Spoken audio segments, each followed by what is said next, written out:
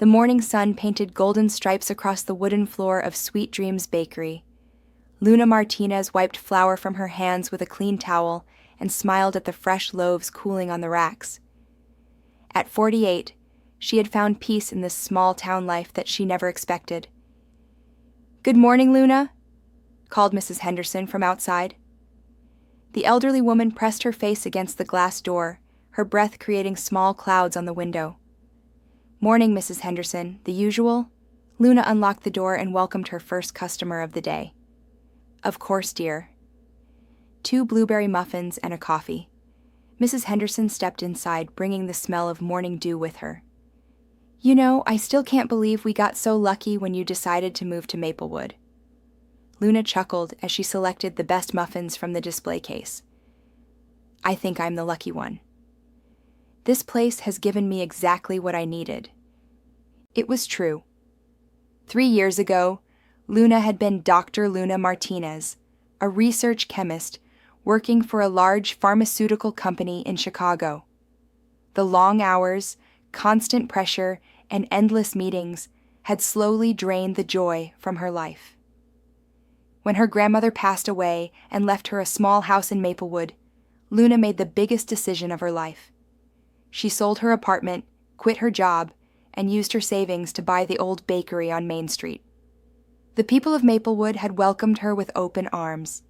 In a town of only 1,500 residents, everyone knew everyone else's business, but they also looked out for each other. Luna had quickly become part of the community fabric, providing fresh bread, pastries, and a warm smile to anyone who walked through her door. "How's the weather looking today?" Luna asked as she poured Mrs. Henderson's coffee into a paper cup. "Beautiful, but they say rain might come later this week. Good for my garden, though." Mrs. Henderson counted out exact change from her small purse. "Are you still coming to the town council meeting tonight?" "Wouldn't miss it. Mayor Thompson said they're discussing the new playground equipment for the school." After Mrs. Henderson left, Luna prepared for the morning rush. She arranged fresh croissants in the display case, checked that the coffee machine was working properly, and reviewed her list of special orders. The Johnsons needed a birthday cake for their daughter Emma, and the fire department had ordered 24 donuts for their fundraiser. The bell above the door chimed again. This time it was David Chen, the high school science teacher. He came in every Tuesday and Thursday for a chocolate chip cookie and black coffee. "Morning, David." "How are your students doing with the chemistry unit?" Luna asked, genuinely interested. David groaned dramatically. "They still think mixing random chemicals will create explosions like in movies?" "I keep telling them real chemistry is much more subtle and dangerous." Luna laughed. "Well, you're not wrong about the dangerous part. I remember my first day in organic chemistry lab. I was so nervous I could barely hold a test tube steady." "You never told me much about your time as a chemist. What kind of research did you do?" "Mostly pharmaceutical development, testing compounds, analyzing molecular structures, trying to understand how different chemicals interact with human biology." Luna handed him his coffee. "It was interesting work, but I prefer making people happy with cookies." "The world's loss is Maplewood's gain," David said with a smile.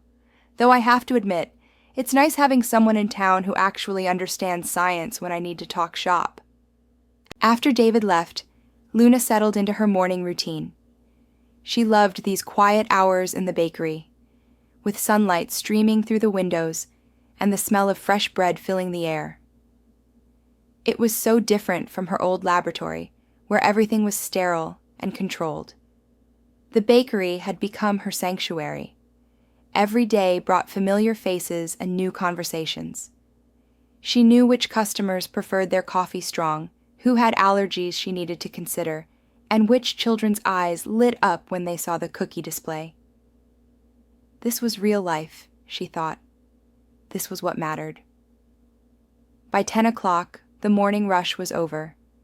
Luna took advantage of the quiet time to work on new recipes. She had been experimenting with a lemon lavender cake that she hoped to add to her regular menu. The combination of citrus and herbs reminded her of her grandmother's garden. The bell chimed again, and Luna looked up to see Sarah Williams entering with her 5-year-old daughter, Lily. Sarah worked at the town's small medical clinic as a nurse practitioner, and Lily was one of Luna's favorite customers. "Miss Luna!" Lily ran to the counter, her pigtails bouncing. "Can I have a sugar cookie with pink frosting?" "Of course, sweetie. Let me see what I have back here." Luna bent down to Lily's eye level and made a show of searching through the cookies. "Ah, I found the perfect one, and it has extra sprinkles." "Luna, you spoil her," Sarah said with a tired smile. "But thank you. She's been looking forward to this all morning." "Rough night at the clinic?" Luna asked, noticing the dark circles under Sarah's eyes. "Just the usual." Mrs. Patterson came in with her back pain again, and Tom Bradley needed stitches from working on his fence. Nothing too exciting. Sarah accepted the coffee Luna offered. "Actually, can I get a dozen assorted cookies?" "Dr. Morrison has been working extra hours lately, and I thought I'd surprise him." "Dr. Morrison is working late? Is everything okay?" "He's been studying some new medical journals. You know how he is, always trying to stay updated on the latest treatments. Even in a small town like this, he wants to be ready for anything." Luna packaged the cookies carefully, adding a few extra ones she knew Dr. Morrison particularly enjoyed. As Sarah and Lily left, Luna found herself thinking about her old life again. She had always admired doctors and nurses. They used science to help people directly, while her research had felt so removed from real human impact. The rest of the morning passed peacefully. Luna served coffee to the postal worker, sold a loaf of whole wheat bread to the librarian, and helped an elderly gentleman choose pastries for his bridge club meeting.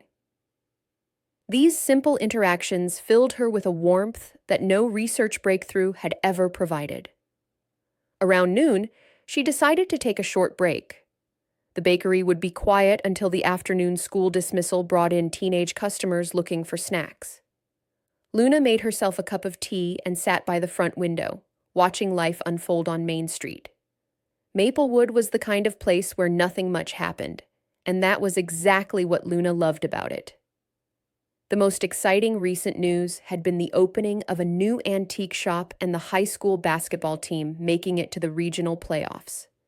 It was a place where people still left their doors unlocked and children could ride their bikes safely after dark. She thought about her former colleagues in Chicago, probably sitting in sterile conference rooms discussing profit margins and patent applications. Luna didn't miss that world at all. Here, success was measured in smiles on customers' faces and the satisfaction of a perfectly risen loaf of bread. The afternoon brought its usual mix of customers.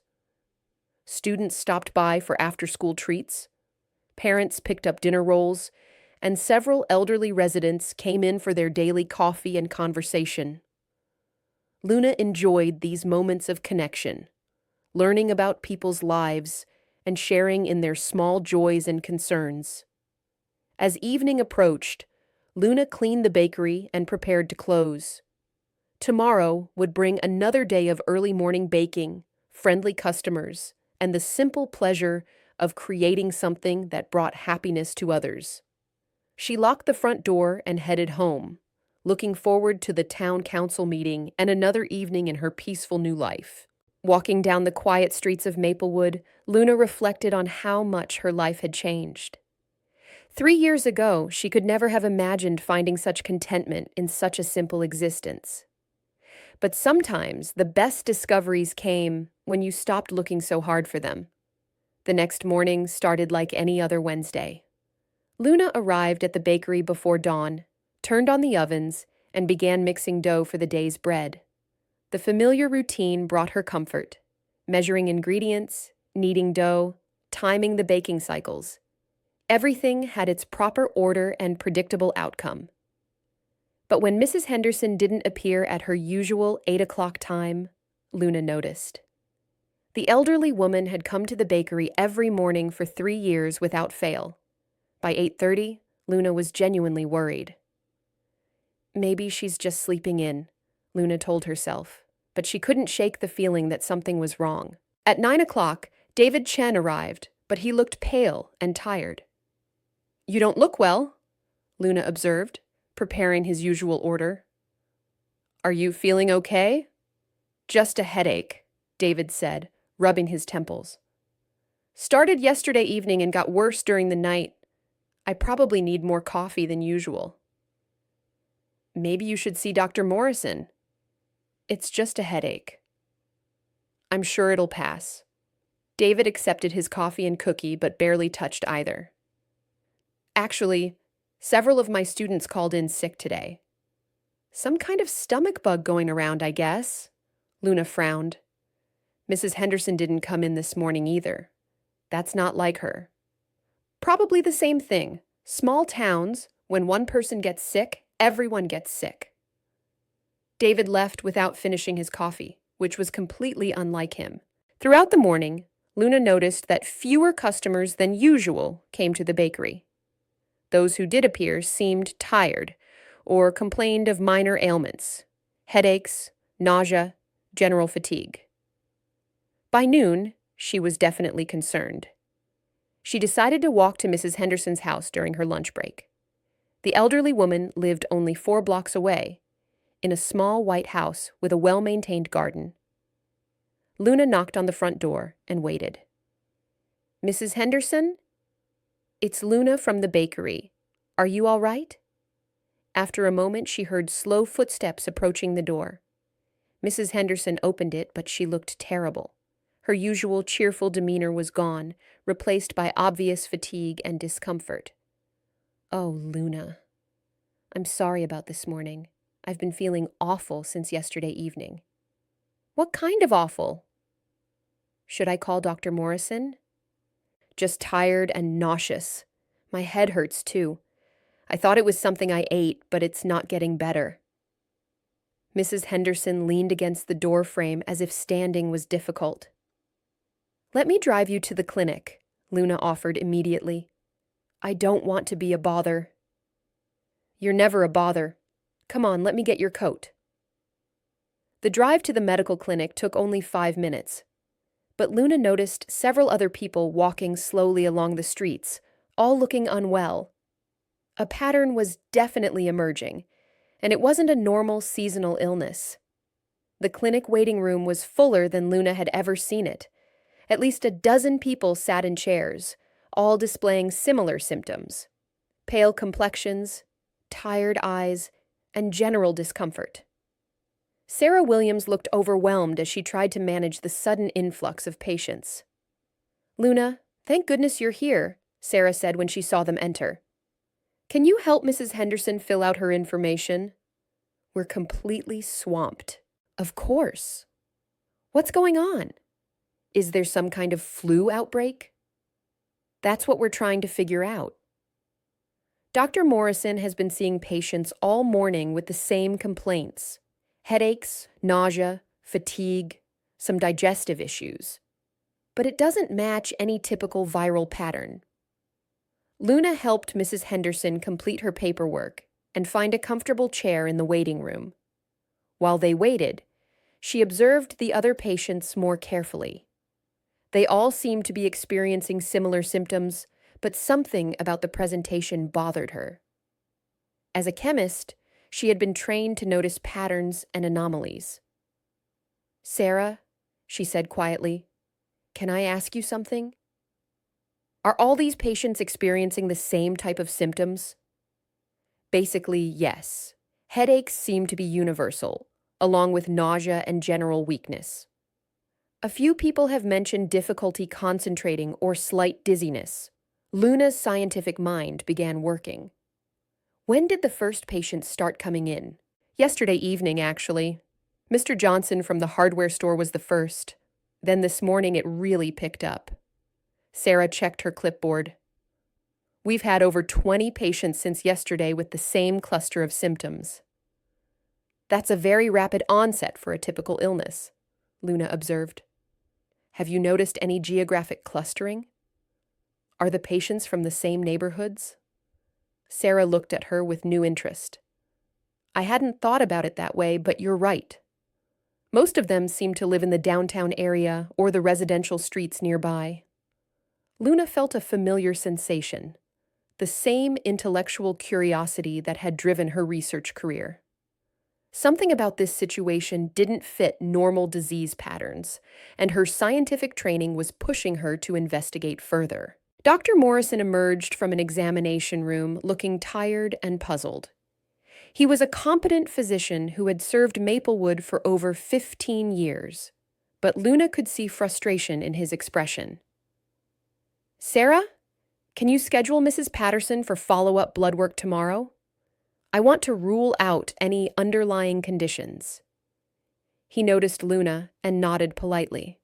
Luna, I hope you're not feeling unwell too. No, I'm fine. I brought Mrs. Henderson in.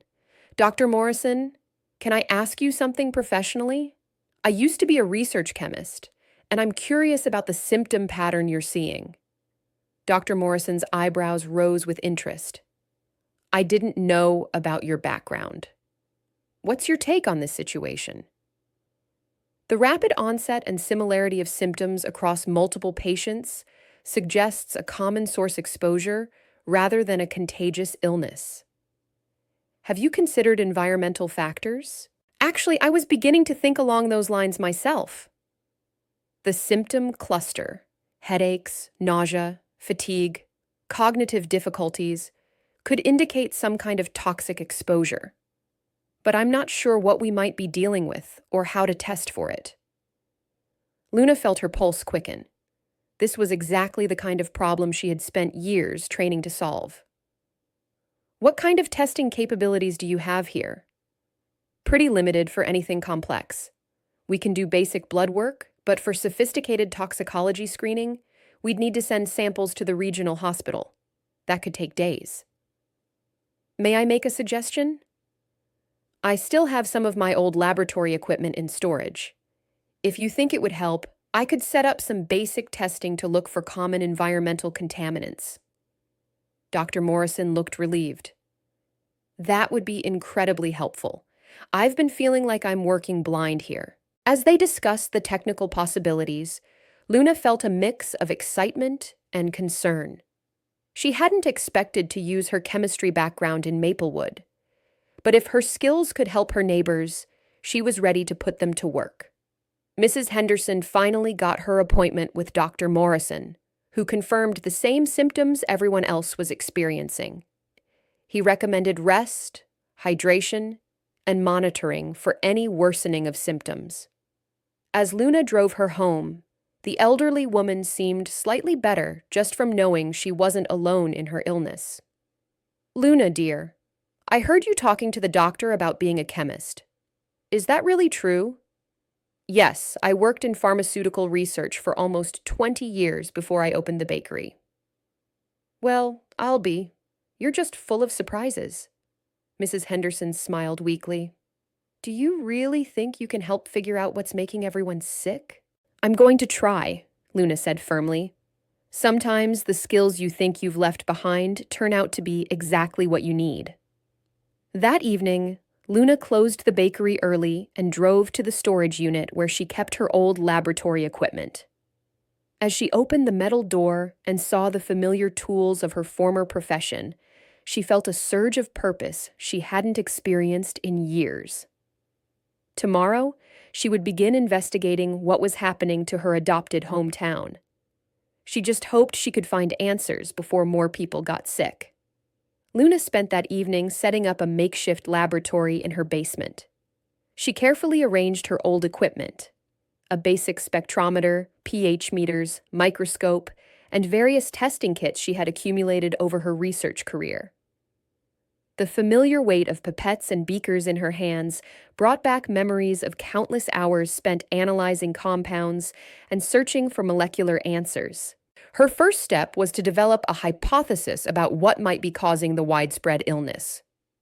The symptom pattern, headaches, nausea, fatigue, cognitive difficulties, suggested several possibilities: heavy metal poisoning, organic chemical contamination, or possibly pesticide exposure. She called Dr. Morrison around 9 o'clock that evening. "Doctor, how many new patients did you see this afternoon?" "8 more with the same symptoms." "Luna, I'm getting worried. This is spreading faster than any viral illness I've seen." That's actually good news for my theory.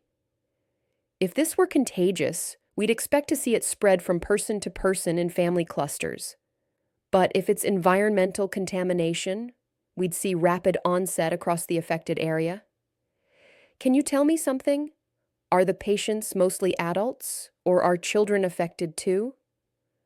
There was a pause as Dr. Morrison consulted his notes. Interesting question. Mostly adults and teenagers. Very few young children so far. That's consistent with a water source contamination. Adults and older children consume more water throughout the day, especially if they drink coffee, tea, or other beverages made with tap water. Water contamination? But we get our water from the same source that served the town for decades. The treatment plant tests it regularly.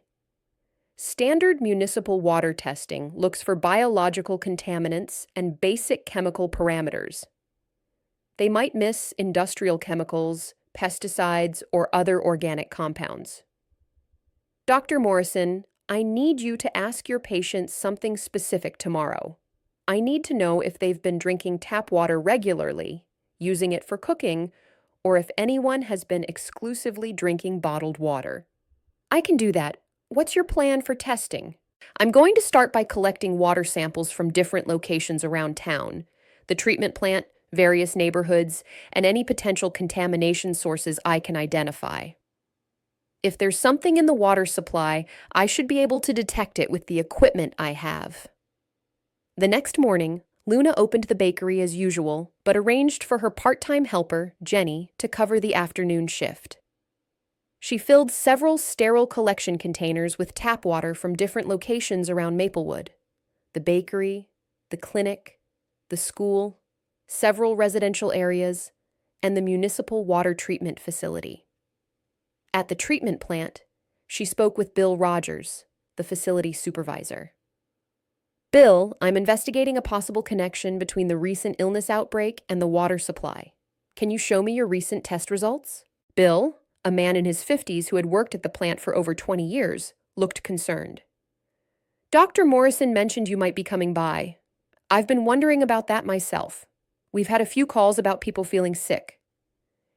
He led her to a small office filled with charts, monitoring equipment, and filing cabinets. "Here are our test results from the past month. Everything looks normal: bacteria levels, chlorine residual, pH, turbidity, all within acceptable ranges." Luna studied the reports carefully. "What about testing for organic compounds? Pesticides, industrial chemicals, that sort of thing?" "We don't routinely test for those. Too expensive, and we've never had problems before. Our water comes from the underground aquifer, and there's no significant industrial activity in the watershed." "No industrial activity? What about farming? Any large agricultural operations upstream from your wells?" Bill thought for a moment. "There's Henderson Farms, about 5 miles north. They grow corn and soybeans on about 300 acres. Nice people. Old Jake Henderson has been farming that land for 40 years. Henderson? Luna remembered Mrs. Henderson mentioning that Jake was her nephew. Any changes in their farming practices recently? New equipment? Different chemicals? Not that I know of, but I don't keep track of every farm operation in the county. Bill paused. You really think something in the water is making people sick? It's my leading theory. The symptom pattern and timing suggest environmental contamination rather than an infectious disease. Water is the most likely common exposure source. Back at her makeshift laboratory, Luna began the painstaking process of analyzing her water samples. She started with basic tests: pH, dissolved oxygen, conductivity, all of which appeared normal. Then she moved to more sophisticated analysis using her spectrometer to look for organic compounds. Hours passed as she methodically tested each sample. The work required patience and precision, qualities she had developed during her research career but had almost forgotten during her peaceful bakery years. It felt strange to be back in detective mode, following molecular clues to solve a mystery. Around 4 o'clock, she noticed something unusual. The spectrometer readings from the downtown water samples showed peaks that didn't match normal water chemistry.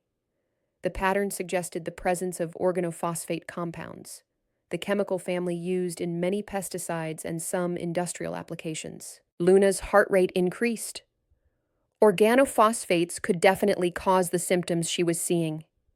They affected the nervous system by inhibiting acetylcholinesterase, an enzyme crucial for proper nerve function. Exposure could cause headaches, nausea, fatigue, confusion, and in severe cases, much worse symptoms. She needed to confirm her findings and determine the concentration levels. If she was right about organophosphate contamination, this was a serious public health emergency that required immediate action.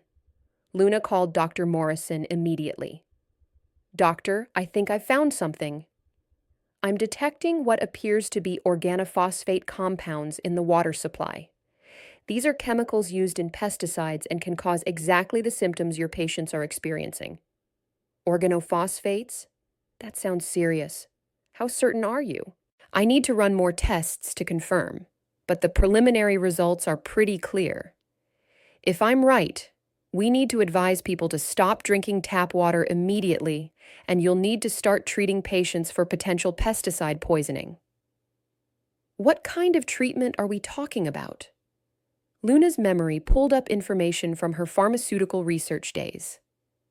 The standard treatment for organophosphate poisoning involves activated charcoal if the exposure is recent, supportive care for symptoms, and in severe cases, specific antidotes like atropine or pralidoxim. But first, we need to stop the exposure and confirm the diagnosis. I'll call the mayor and the county health department right away. Luna, this is incredible work. How long will it take you to confirm your findings? Give me until tomorrow morning. I want to run several more tests and determine the concentration levels. We also need to figure out how these chemicals got into the water supply. That evening, Luna worked late into the night, running test after test on her water samples. Each analysis confirmed her initial findings. Organophosphate compounds were definitely present in the municipal water supply, at levels that could cause the symptoms affecting Maplewood residents. But she still needed to answer the crucial question: where were these chemicals coming from? And more importantly, how could they stop the contamination before more people got seriously ill? As she finally headed to bed around midnight, Luna realized that her quiet small-town life had just become much more complicated. But for the first time in 3 years, she felt the satisfaction of using her scientific training to solve a problem that really mattered. Tomorrow would bring new challenges, but she was ready for them. Luna arrived at the bakery before dawn, but instead of beginning her usual baking routine, she immediately called Mayor Thompson and requested an emergency meeting. Within an hour, she found herself in the town hall conference room, facing a group of worried officials. Mayor Thompson, a silver-haired woman in her 60s, looked tired and stressed. Also present were Dr. Morrison, Sheriff Bradley, Bill Rogers from the water treatment plant, and Sarah Williams representing the medical clinic. "Luna, Dr. Morrison tells me you may have identified what's making our people sick. Please, tell us what you found." Luna spread her test results across the conference table. "I've confirmed the presence of organophosphate compounds in our water supply at levels that can cause the symptoms we're seeing. These are chemicals primarily used in pesticides, and they affect the nervous system." Sheriff Bradley leaned forward. "How dangerous are we talking here?" "At the current levels, we're looking at what toxicologists call subacute poisoning.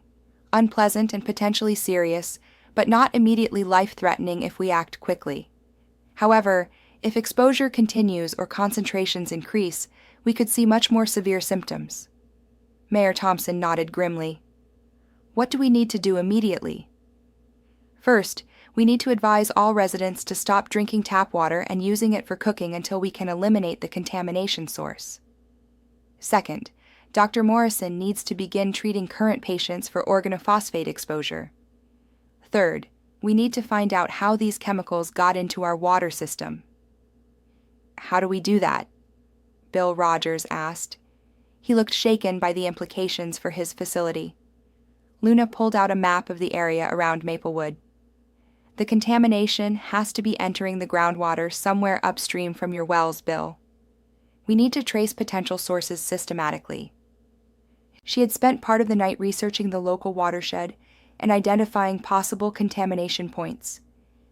There are several possibilities: agricultural runoff, illegal dumping, accidental spills, or equipment malfunction at any facility that uses these chemicals. Mayor Thompson stood up. Sheriff Bradley, I want you to coordinate with Luna on investigating potential sources. Bill, can you shut down the affected wells? We can switch to our backup wells on the east side of town, but that'll reduce our capacity significantly. We might need to implement water rationing. Do it, the mayor said firmly. Dr. Morrison, what do you need for treating the patients? Luna mentioned specific antidotes. I'll need to order them from the regional medical center. In the meantime, I can provide supportive care and monitor for any worsening symptoms. Luna felt a familiar rush of adrenaline, the same feeling she used to get when a research project was reaching a breakthrough moment. I'd like to expand my water testing to include samples from potential source areas. If we can map the contamination plume, we can trace it back to its origin. Sheriff Bradley nodded. I'll drive you wherever you need to go. When do we start? Right now. For the rest of the morning, Luna and Sheriff Bradley drove through the countryside surrounding Maplewood, collecting water samples from streams, ponds, and wells.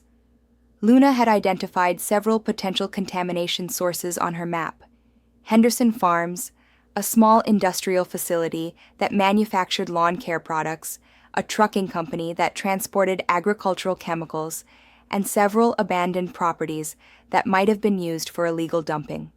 At Henderson Farms, they met Jake Henderson, a weathered man in his 70s who had been farming the land for 4 decades. He was genuinely concerned when they explained the situation. Pesticide poisoning? That's terrible. I sure hope it's not related to my operation. Jake led them around his property, showing them his chemical storage facilities and application equipment. I've been doing this for 40 years, and I'm real careful about following all the regulations. Luna examined his chemical storage area, which appeared well-maintained and properly contained. What pesticides are you currently using, Mr. Henderson? Standard stuff for corn and soybeans. Some herbicides for weed control, a couple insecticides if we get pest pressure. I can show you all my records. Luna reviewed his pesticide application logs, which showed normal usage patterns and proper handling procedures. She collected water samples from several locations around the farm, including the stream that ran along the eastern border of his property.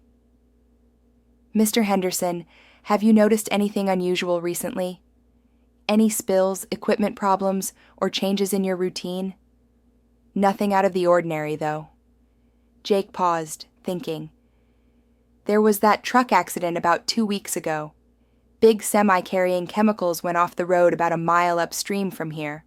I heard they cleaned it up, but I don't know the details. Luna and Sheriff Bradley exchanged glances. Can you show us exactly where this happened?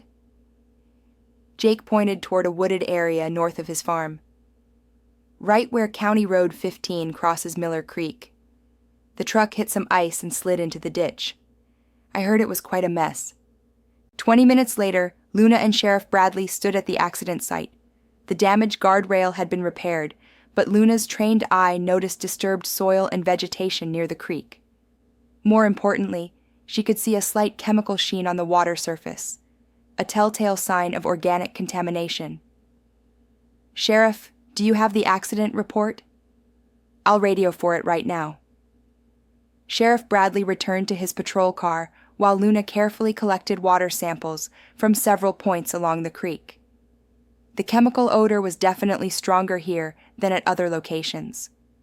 The accident report revealed that the truck had been carrying agricultural chemicals, including several organophosphate-based pesticides, from a supplier in the state capital to distributors in 3 counties. The cleanup crew had reportedly removed the damaged containers and contaminated soil, but Luna suspected they had missed some of the contamination. "Look at this," she said, showing Sheriff Bradley her field test results. "The organophosphate levels here are much higher than what I found in the municipal water system. This has to be our source." But the cleanup crew said they got everything. They probably thought they did. But these chemicals can soak into soil and slowly leach into groundwater over time. If they didn't excavate deep enough or test thoroughly enough, contamination could continue for weeks or months. Luna collected soil samples from areas that hadn't been excavated during the original cleanup. Back at her laboratory that afternoon, her tests confirmed her suspicions: high levels of organophosphate contamination in both soil and water at the accident site. She called an emergency meeting for that evening to report her findings. The conference room filled with concerned officials and several residents who had heard about the investigation. "I've found the source of our contamination," Luna announced. 2 weeks ago, a truck carrying pesticides crashed at the Miller Creek crossing. The cleanup was inadequate, and chemicals are still leaching into our groundwater system. Mayor Thompson looked relieved and angry at the same time. "So we can fix this?" "Yes, but it will require a proper environmental remediation. We need to excavate all contaminated soil, treat the affected groundwater, and monitor the water system until contamination levels return to safe ranges." "How long will that take?" Dr. Morrison asked. "Several weeks, possibly months, depending on how extensive the contamination is. In the meantime, we need to continue using alternate water sources and treating affected residents." An elderly man in the back of the room stood up. "How do we know you're right about all this?" "You're a baker, not a scientist." Luna smiled patiently. "Actually, I am a scientist. I spent 20 years as a research chemist before I opened the bakery. I know exactly what I'm looking at." Sheriff Bradley nodded. "I can vouch for Luna's work. She's been thorough and professional throughout this investigation." Mayor Thompson called for order. "The important thing is that we've identified the problem and we know how to fix it. Luna, what do you need from us to move forward?" "I need to coordinate with environmental remediation specialists and continue monitoring water quality throughout the cleanup process. We also need to ensure that all residents understand the importance of avoiding tap water until we can guarantee it's safe." As the meeting broke up, several residents approached Luna to thank her for her work. Mrs. Henderson, who was feeling much better after 2 days of avoiding tap water, hugged her tightly.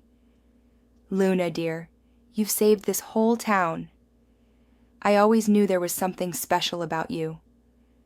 Dr. Morrison shook her hand. "Luna, I can't thank you enough. Without your expertise, we might have struggled with this for weeks while more people got sick." Walking home that evening, Luna reflected on the unexpected turn her life had taken. 3 days ago, her biggest concern had been perfecting a new muffin recipe. Now she was coordinating an environmental cleanup and using chemistry skills she hadn't needed in years. But despite the stress and long hours, she felt energized in a way she hadn't experienced since her early research days. She was using science to help people directly, seeing immediate results from her work. It reminded her why she had become a chemist in the first place. The next morning brought a flurry of activity. Luna found herself at the center of a multi-agency response that included state environmental officials, the county health department, and a specialized hazardous materials cleanup company. She met the cleanup team at the accident site, where their equipment was already analyzing soil and water samples to confirm the extent of contamination. The team leader, a woman named Dr. Patricia Wells, reviewed Luna's test results with obvious respect. "This is excellent work," Dr. Wells said. "Your analysis saved us days of preliminary investigation. The contamination plume extends further than the original cleanup crew realized." Luna felt a surge of professional pride. "What's your remediation timeline?"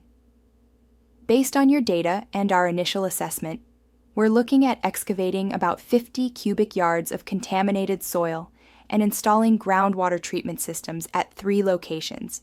If we work around the clock, we can have the major contamination removed within a week." "What about ongoing monitoring?" "That's where we'll need your continued help. We'll install automated monitoring systems, but having someone local who understands the chemistry and can interpret results in real time will be invaluable." Luna nodded. "I'm happy to help, but I should mention that I haven't done environmental chemistry specifically. My background is in pharmaceutical research." Dr. Wells smiled. "Chemistry is chemistry. The principles are the same whether you're analyzing drug compounds or environmental contaminants. Besides, you've already proven you can handle this type of analysis." Over the following week, Luna split her time between running the bakery and monitoring the cleanup operation.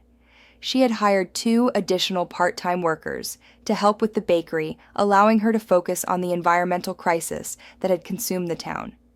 Each morning, she collected water samples from multiple monitoring points and analyzed them in her basement laboratory. The contamination levels were slowly decreasing as the cleanup crews removed contaminated soil and operated pumping systems to extract tainted groundwater. Dr. Morrison reported that patients were showing steady improvement as they avoided contaminated water and received appropriate treatment. The organophosphate antidotes Luna had recommended proved highly effective, and no one had developed serious complications. "Luna, you should see the difference in Mrs. Henderson," Sarah Williams told her during one of their daily check-ins. "She's back to her old cheerful self, asking when she can return to her morning bakery visits." "That's wonderful to hear.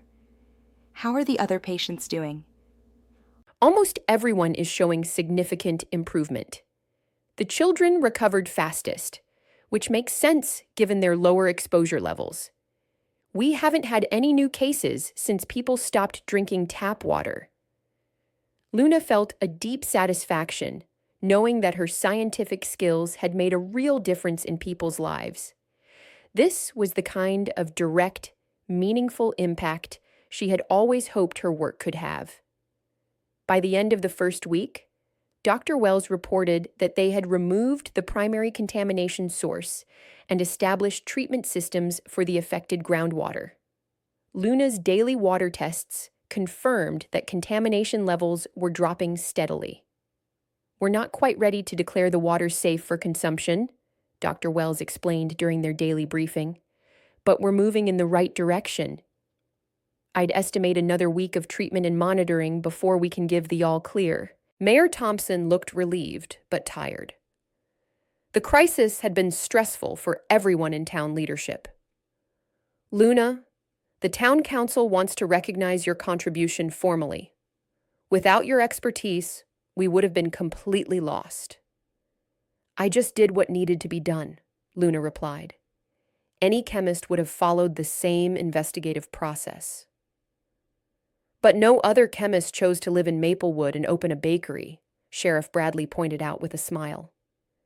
"We got lucky that you decided to make this place your home." The second week of cleanup proceeded smoothly.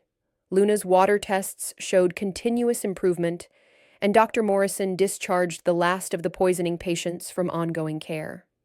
The town gradually returned to normal, though many residents continued to drink bottled water as a precaution. Luna found herself becoming something of a local celebrity. Newspapers from surrounding cities had picked up the story of the small-town baker who used chemistry to save her neighbors. Several reporters wanted to interview her about her unusual career transition. "Dr. Martinez, what made you leave a prestigious research position to open a bakery in rural America?" asked a reporter from the regional newspaper. Luna considered the question carefully. "I thought I was leaving science behind when I moved to Maplewood." But this experience has shown me that scientific thinking and problem-solving skills are valuable everywhere. The same curiosity and analytical approach that served me in pharmaceutical research helped me identify and solve this environmental crisis. Do you plan to return to professional chemistry? I love my bakery and my life here in Maplewood. But I've realized that I don't have to choose between science and community. I can be both a baker and a chemist, serving my neighbors in different ways as needs arise. The reporter scribbled notes. What advice would you give to other scientists considering career changes? Follow your interests and don't be afraid to explore new directions. But remember that your scientific training never really goes away. Those skills and that way of thinking about problems will always be part of who you are. On the 15th day after the contamination was first identified, Dr. Wells announced that the cleanup was complete. Luna's final water tests confirmed that organophosphate levels had returned to undetectable ranges throughout the municipal water system. Mayor Thompson organized a town meeting to officially declare the water supply safe and to thank everyone involved in resolving the crisis. The community center was packed with residents eager to put the frightening experience behind them. I want to personally thank Dr. Luna Martinez, Mayor Thompson announced to enthusiastic applause. Her quick thinking, scientific expertise, and willingness to help her neighbors prevented what could have been a much more serious health crisis. Luna stood up, feeling slightly embarrassed by the attention, but deeply moved by the community's gratitude. Thank you all. This experience has reminded me why I became a scientist in the first place, to use knowledge to help people. I'm grateful that I could serve our community in this way. Mrs. Henderson stood up from her seat in the front row. Luna, dear, I have a question. Does this mean you'll be serving coffee again tomorrow morning? The room erupted in laughter, and Luna felt the tension of the past 2 weeks finally beginning to dissolve. Yes, Mrs. Henderson. 8 o'clock sharp, just like always. As the meeting concluded and residents filed out, many stopped to thank Luna personally. Parents whose children had been affected, elderly residents who had been frightened by their symptoms, and business owners grateful that the crisis had been resolved quickly, all expressed their appreciation for her work. David Chen approached her with a thoughtful expression. Luna, I've been thinking about our conversation a few weeks ago, about real chemistry being subtle and dangerous. You proved that scientific knowledge can also be protective and healing. Science is a tool, Luna replied. Like any tool, its value depends on how it's used and by whom. I'm just glad I could use my training to help when it was needed. Dr. Morrison was one of the last to approach her. Luna, I hope you know that what you did was extraordinary. Your rapid identification of the contamination source probably prevented serious illness or even deaths. As a medical professional, I can't thank you enough. We make a good team, Luna said.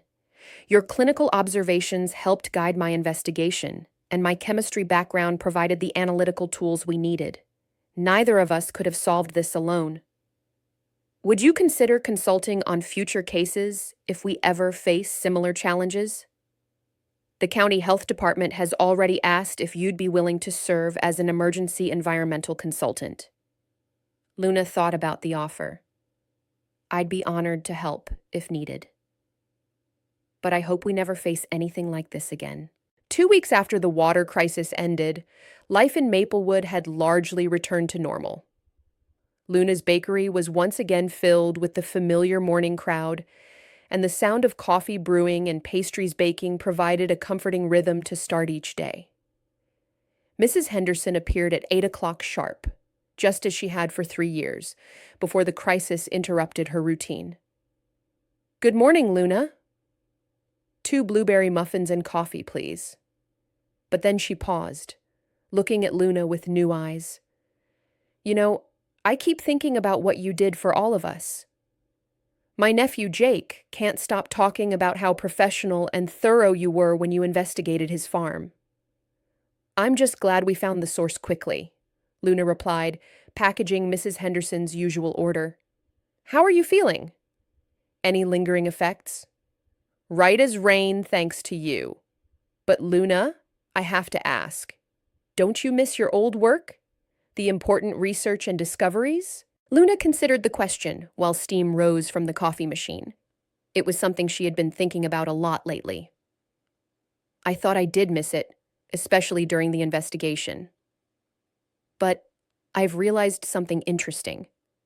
The most satisfying part wasn't using sophisticated equipment or analyzing complex data. It was seeing the direct impact on people I care about. What do you mean? In my pharmaceutical research, I might spend months developing a compound that could eventually help patients I'd never meet. Here, I could see Mrs. Patterson feeling better, watch children recover quickly, and know that my work immediately improved my neighbors' lives. That kind of connection between science and community is what I'd been missing all along.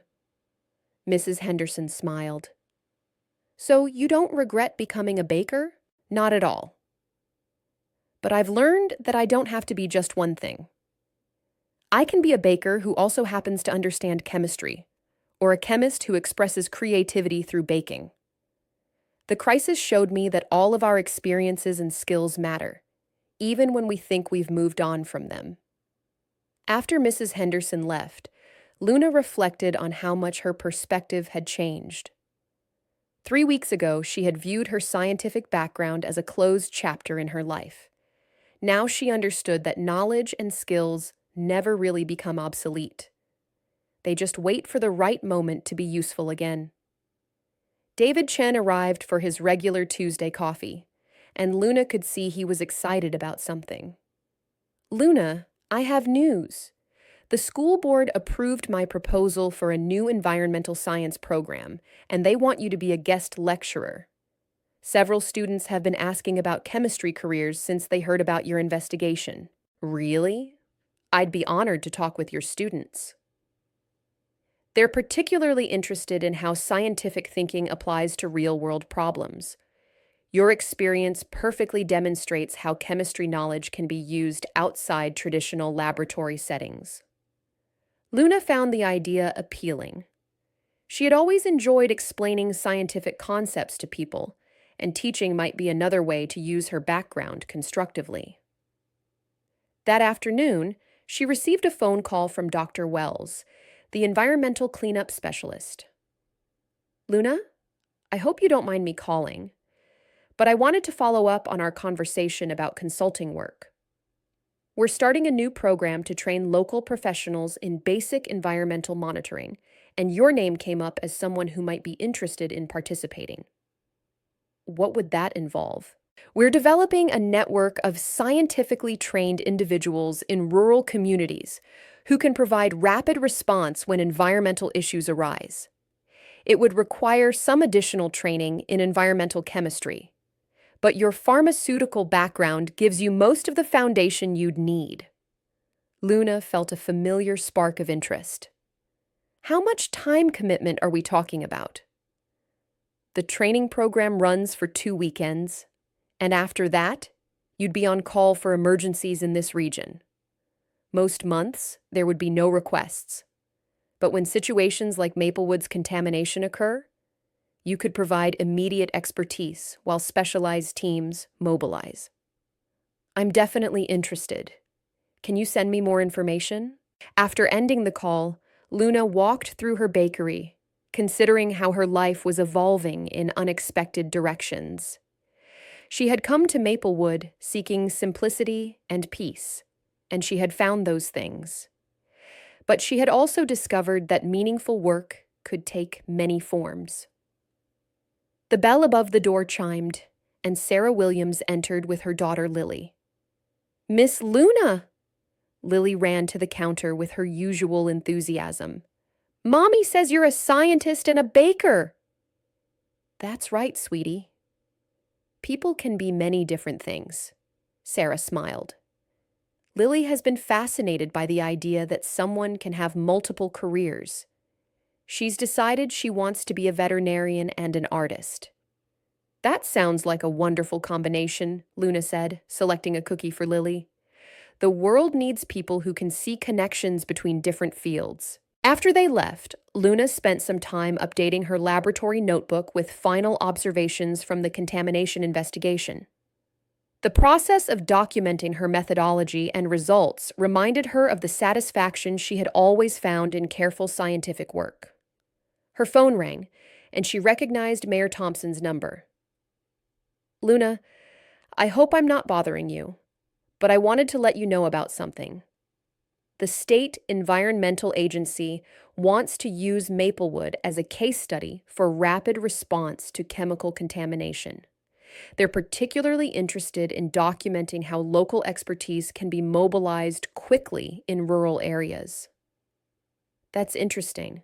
What would that mean practically? They want to interview you about your investigative process and possibly develop training materials based on your approach. It could help other communities respond more effectively to similar crises. Luna felt a sense of pride in knowing that her work might help people beyond Maplewood. I'd be happy to participate in that. There's something else. The county commissioners are considering establishing a permanent position for a part-time environmental consultant, someone who could provide scientific expertise for the region while maintaining other professional activities. Your name has been mentioned as an ideal candidate. Mayor Thompson, I appreciate the confidence, but I need to think about that carefully. My bakery is important to me, and I don't want to take on more than I can handle effectively. Of course. Just know that the option is there if you're interested. The position would be designed around someone like you, a qualified professional who wants to serve the community while pursuing other interests. That evening, Luna called her sister Maria in Chicago. They had spoken briefly during the crisis, but this was their first real conversation since the situation had been resolved. Luna, I've been reading about your investigation in the news. I'm so proud of what you did, but I have to admit I'm surprised. You seemed so happy to leave chemistry behind. I thought I was. But this experience taught me that I wasn't really leaving it behind. I was just applying it differently. Maria, do you ever miss aspects of your old job? Maria worked as a financial analyst for a large bank, but had often talked about feeling disconnected from the human impact of her work. Actually, yes. Sometimes I wonder if my skills could be used in ways that feel more meaningful. Maybe that's something worth exploring. The crisis here showed me that expertise can be valuable in unexpected contexts. Are you thinking about returning to research? Not exactly. But I'm considering ways to integrate my scientific background with my life here. Teaching, consulting, maybe some environmental monitoring work. I'm learning that career paths don't have to be linear or exclusive. After their conversation, Luna sat in her kitchen, looking out at the quiet streets of Maplewood. 3 years ago, she had viewed her move here as an escape from the pressures and complexities of her scientific career. Now she understood that she hadn't been escaping from anything. She had been moving toward a more integrated life, where all aspects of her knowledge and interests could coexist. The water crisis had been frightening and stressful, but it had also been a gift. It had shown her that expertise matters most when it's used to help others, that communities need people with diverse skills, and that meaningful work can take many forms. Tomorrow would bring another day at the bakery, but it might also bring opportunities to teach, consult, or investigate. Luna was ready for whatever combination of science and service the future might hold.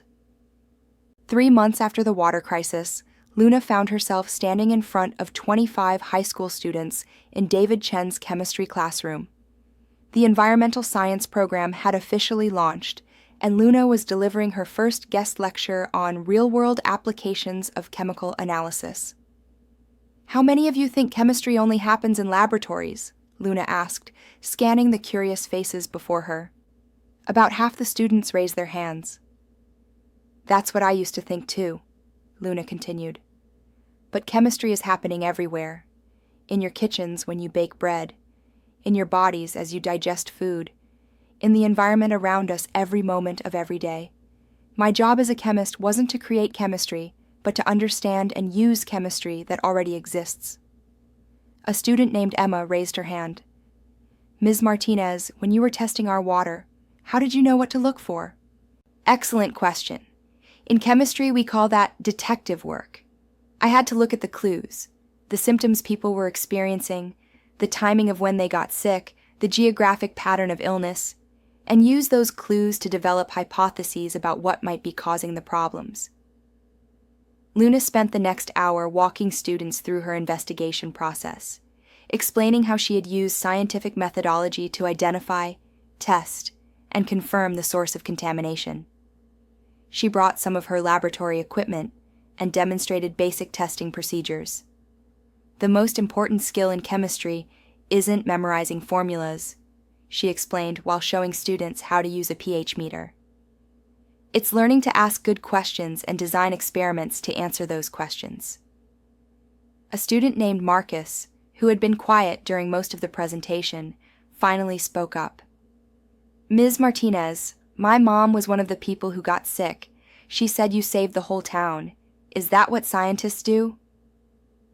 Luna paused, touched by the sincerity of the question. Scientists try to understand how the world works so we can solve problems and help people live better lives. Sometimes that happens in big research laboratories working on complex diseases. Sometimes it happens in a small town when neighbors need help. The tools and methods are the same. It's just the scale and setting that change. After the class, David Chen approached her with obvious satisfaction. Luna, that was fantastic. I've never seen my students so engaged with a chemistry presentation.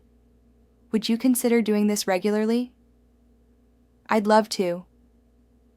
Actually, I've been thinking about developing a series of presentations that connect chemistry concepts to everyday experiences. Baking chemistry, environmental chemistry, even the chemistry of cleaning products. The students would love that.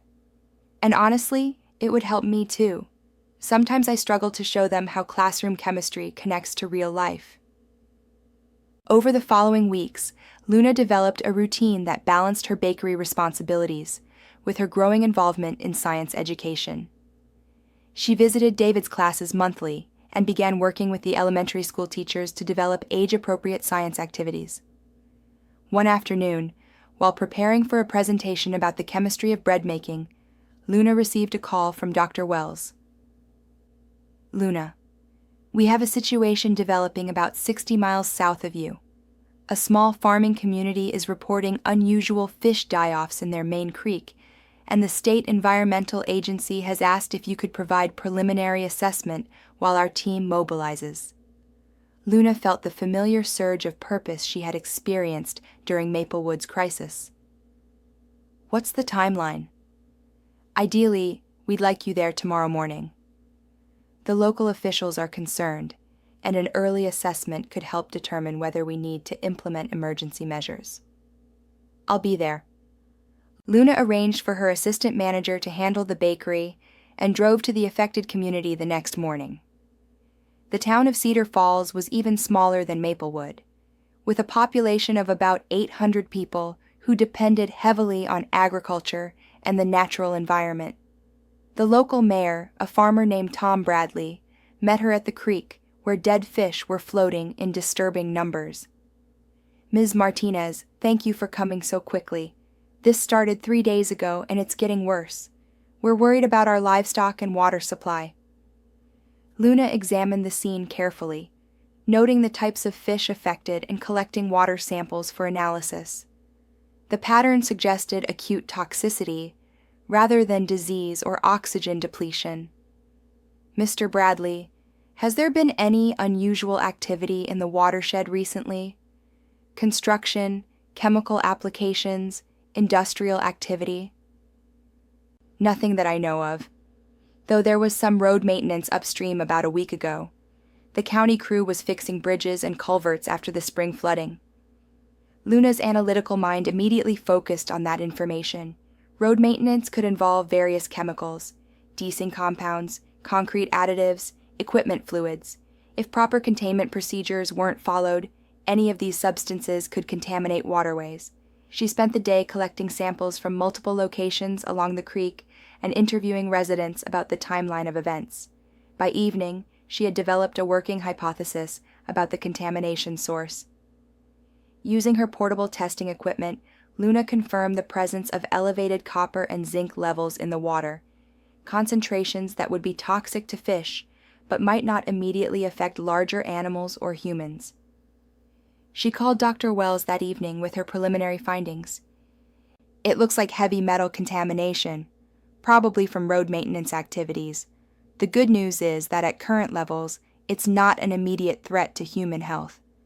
The bad news is that if it continues, it could affect the entire aquatic ecosystem. What's your recommendation? Stop the contamination source immediately and implement water monitoring for the municipal supply. The fish kill is unfortunate, but it's actually an early warning system that prevented a more serious problem. The next morning, Luna worked with state environmental officials to trace the contamination to a bridge repair project where copper-containing concrete additives had been improperly contained during mixing operations. The contractor had violated established protocols, allowing runoff to enter the creek directly. Within 2 days, the contamination source was eliminated, and water quality began improving. Luna's rapid assessment had prevented the contamination from spreading further downstream and affecting larger communities. Ms. Martinez, I can't thank you enough, Tom Bradley said, as Luna prepared to return to Maplewood. You probably saved our agricultural economy, if this had affected our irrigation water or livestock. I'm just glad we caught it early. Your fish populations should recover fairly quickly once the water quality stabilizes. Driving home, Luna reflected on how natural this type of work felt to her. She was using her scientific training to solve immediate, practical problems that affected real people's lives. It was exactly the kind of meaningful application of chemistry she had always hoped to find. Back in Maplewood, Luna resumed her teaching activities with renewed enthusiasm. Her recent experience in Cedar Falls provided new material for her environmental chemistry presentations, and students were fascinated by her real-world detective stories. Ms. Martinez, Emma asked during one of her visits, how do you learn to think like a scientist? Practice asking questions, Luna replied. Every time you notice something unusual or interesting, ask yourself why it might be happening and how you could find out more. Science is really just organized curiosity. Marcus raised his hand. Do you think regular people can do science, or do you have to be really smart? Everyone can think scientifically. You don't need fancy equipment or advanced degrees to observe carefully, ask good questions, and test your ideas. Some of the most important scientific discoveries have been made by people who just paid attention to things others overlooked. After class, David Chen shared some exciting news. Luna, the school board approved funding for a new science lab, and they want you to help design it. They're particularly interested in equipment that could support both education and community emergency response. Luna felt a thrill of excitement. That's a wonderful opportunity. We could create a space that serves multiple purposes, teaching students about chemistry while also providing analytical capabilities for environmental monitoring. Exactly what I was thinking. Would you be interested in co-teaching some advanced chemistry courses? The state certification requirements would be minimal given your background. Luna considered the offer carefully. Teaching had become one of the most rewarding aspects of her expanded role in the community. I'd need to maintain my bakery responsibilities, but I think we could work something out. Maybe I could teach lab sections or specialized courses on environmental chemistry. That evening, Luna updated her laboratory notebook with observations from the Cedar Falls investigation. The process of documenting her work had become a habit again, and she found satisfaction in maintaining careful records of her analytical methods and results. Her phone rang, and she recognized the number of the county commissioner's office. "Ms. Martinez, this is Commissioner Williams. I wanted to follow up on our conversation about the environmental consultant position. Given your recent work in Cedar Falls and your ongoing educational activities, the Commission would like to formally offer you the position." Luna felt a moment of vertigo as her life shifted again in an unexpected direction. "Commissioner Williams, I'm honored by the offer. Can you give me some time to consider the details?" "Of course." The position would be part-time, designed around your other commitments. "We're looking for someone who can provide rapid response to environmental issues, coordinate with state agencies, and help develop regional emergency response capabilities." After the call, Luna sat in her kitchen, looking out at the peaceful streets of Maplewood. 3 years ago, she had thought she was simplifying her life by leaving science behind. Instead, she had discovered a more complex but more satisfying integration of all her interests and capabilities. She thought about Emma's question about learning to think like a scientist. The answer, Luna realized, wasn't about intelligence or education. It was about maintaining curiosity and caring enough about others to use your skills in service of community. 6 months after accepting the county environmental consultant position, Luna had developed a rhythm that seamlessly integrated all aspects of her professional life.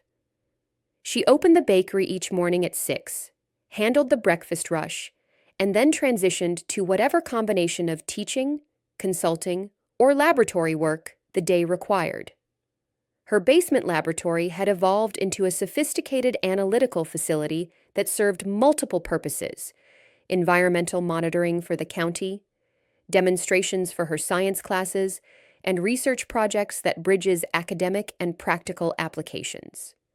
On this particular Wednesday morning, Luna was preparing for what had become a weekly tradition: Science Wednesday at the bakery, where high school students could stop by after school for informal discussions about chemistry, career options, and current research projects. "Miss Luna, can you explain again why some breads rise higher than others?" asked Lily, Sarah Williams's daughter, who was now 7 and had become fascinated by the science behind baking. "Great question, Lily. Bread rises because of tiny living organisms called yeast. They eat the sugars in the flour and produce carbon dioxide gas, which creates bubbles that make the bread fluffy." Luna kneaded a demonstration batch of dough while explaining, "The warmer the environment, the more active the yeast becomes, but if it gets too hot, the yeast dies. Like how people work better when they're comfortable but not too hot? Exactly like that.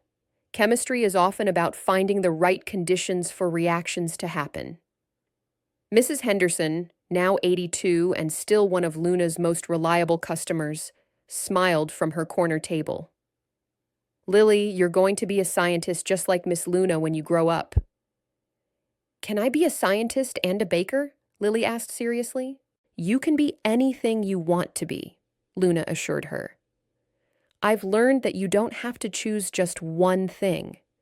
You can combine different interests in ways that make your work more interesting and helpful to others." Around 3 o'clock, David Chen arrived with 5 of his advanced chemistry students for their weekly discussion session. These meetings had become invaluable for students considering science careers and for Luna to stay connected with educational developments. "Ms. Martinez, we've been studying environmental chemistry, and I wanted to ask about your monitoring work," said Marcus, now a senior who had decided to pursue environmental science in college. "How do you decide what to test for when you don't know what might be contaminating a water source?" Luna set up her portable spectrometer on one of the bakery tables.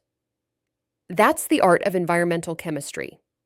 You start with the symptoms or effects you're observing, consider the most likely sources in that particular environment, and then test systematically from most probable to least probable contaminants. She walked them through a case study from her recent work, a situation where agricultural runoff was suspected of affecting a lake ecosystem. I started by testing for the most common agricultural chemicals, then expanded to industrial compounds when the initial tests were negative. It turned out to be an unexpected source, a discontinued pesticide that was still leaching from soil after 10 years. Emma, now a sophomore, raised her hand. Do you ever work on cases where you can't find the answer? Absolutely. Not every environmental mystery has a clear solution, especially with limited analytical equipment. That's why networking with other professionals and knowing when to call for specialized help is so important. The conversation continued for an hour, covering topics from analytical methodology to career planning. Luna was consistently impressed by the students' curiosity and sophisticated questions. After the students left, Luna prepared to close the bakery and transition to her evening activity, a community meeting about establishing a regional science center that could serve multiple counties. The meeting was held at the Maplewood Community Center, and the turnout exceeded Luna's expectations. Representatives from 5 counties attended, along with educators, business leaders, and interested residents. The concept is simple, explained Dr. Rebecca Torres, a science education specialist from the State University. Create a shared facility that provides advanced laboratory capabilities, educational programs, and emergency response resources for rural communities that couldn't support such facilities individually. Luna found herself presenting the case study of her own laboratory setup. When I started doing environmental consulting, I thought I would need expensive, specialized equipment. But I've learned that many analytical needs can be met with well-chosen, mid-level instruments, combined with solid methodology and interpretation skills. A county commissioner from the Eastern District raised his hand. Ms. Martinez, what would be the practical benefits for emergency response? Rapid preliminary assessment, Luna replied immediately. When environmental contamination occurs, the first 24 to 48 hours are critical for protecting public health. Having local analytical capabilities means we can identify problems and begin response measures while specialized teams are still mobilizing. What about educational benefits? Asked a high school principal. Enormous. Students get to see how classroom science connects to real-world applications. They can participate in actual research projects and gain hands-on experience with professional-grade equipment. Several of my students have already been accepted to college programs based partly on the experience they've gained through our informal science program. The meeting continued for 2 hours, with detailed discussions about funding, location, staffing, and programming. By the end, there was strong consensus to move forward with developing a proposal for the Regional Science Center. Dr. Torres approached Luna afterward. Would you consider serving as interim director while we establish the center? Your combination of technical expertise, educational experience, and community connections makes you an ideal candidate. Luna felt the familiar mixture of excitement and apprehension that came with new opportunities. Dr. Torres, I'm honored by the suggestion, but I need to be clear about my other commitments. My bakery is important to me, and I want to maintain my teaching and consulting work. We wouldn't expect you to abandon your other activities. In fact, your integrated approach is part of what makes you valuable.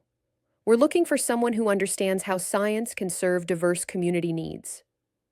That evening, Luna called her sister Maria to discuss the latest developments in her increasingly complex career. Luna, it sounds like you're building something really unique there. You've created a life that combines all your interests and skills. Sometimes I feel like I'm juggling too many things, but each activity seems to strengthen the others. My teaching helps me communicate better with community members during environmental investigations. My consulting work provides real-world examples for education. The bakery keeps me grounded in daily community life. Are you happy? Really happy? Luna considered the question seriously.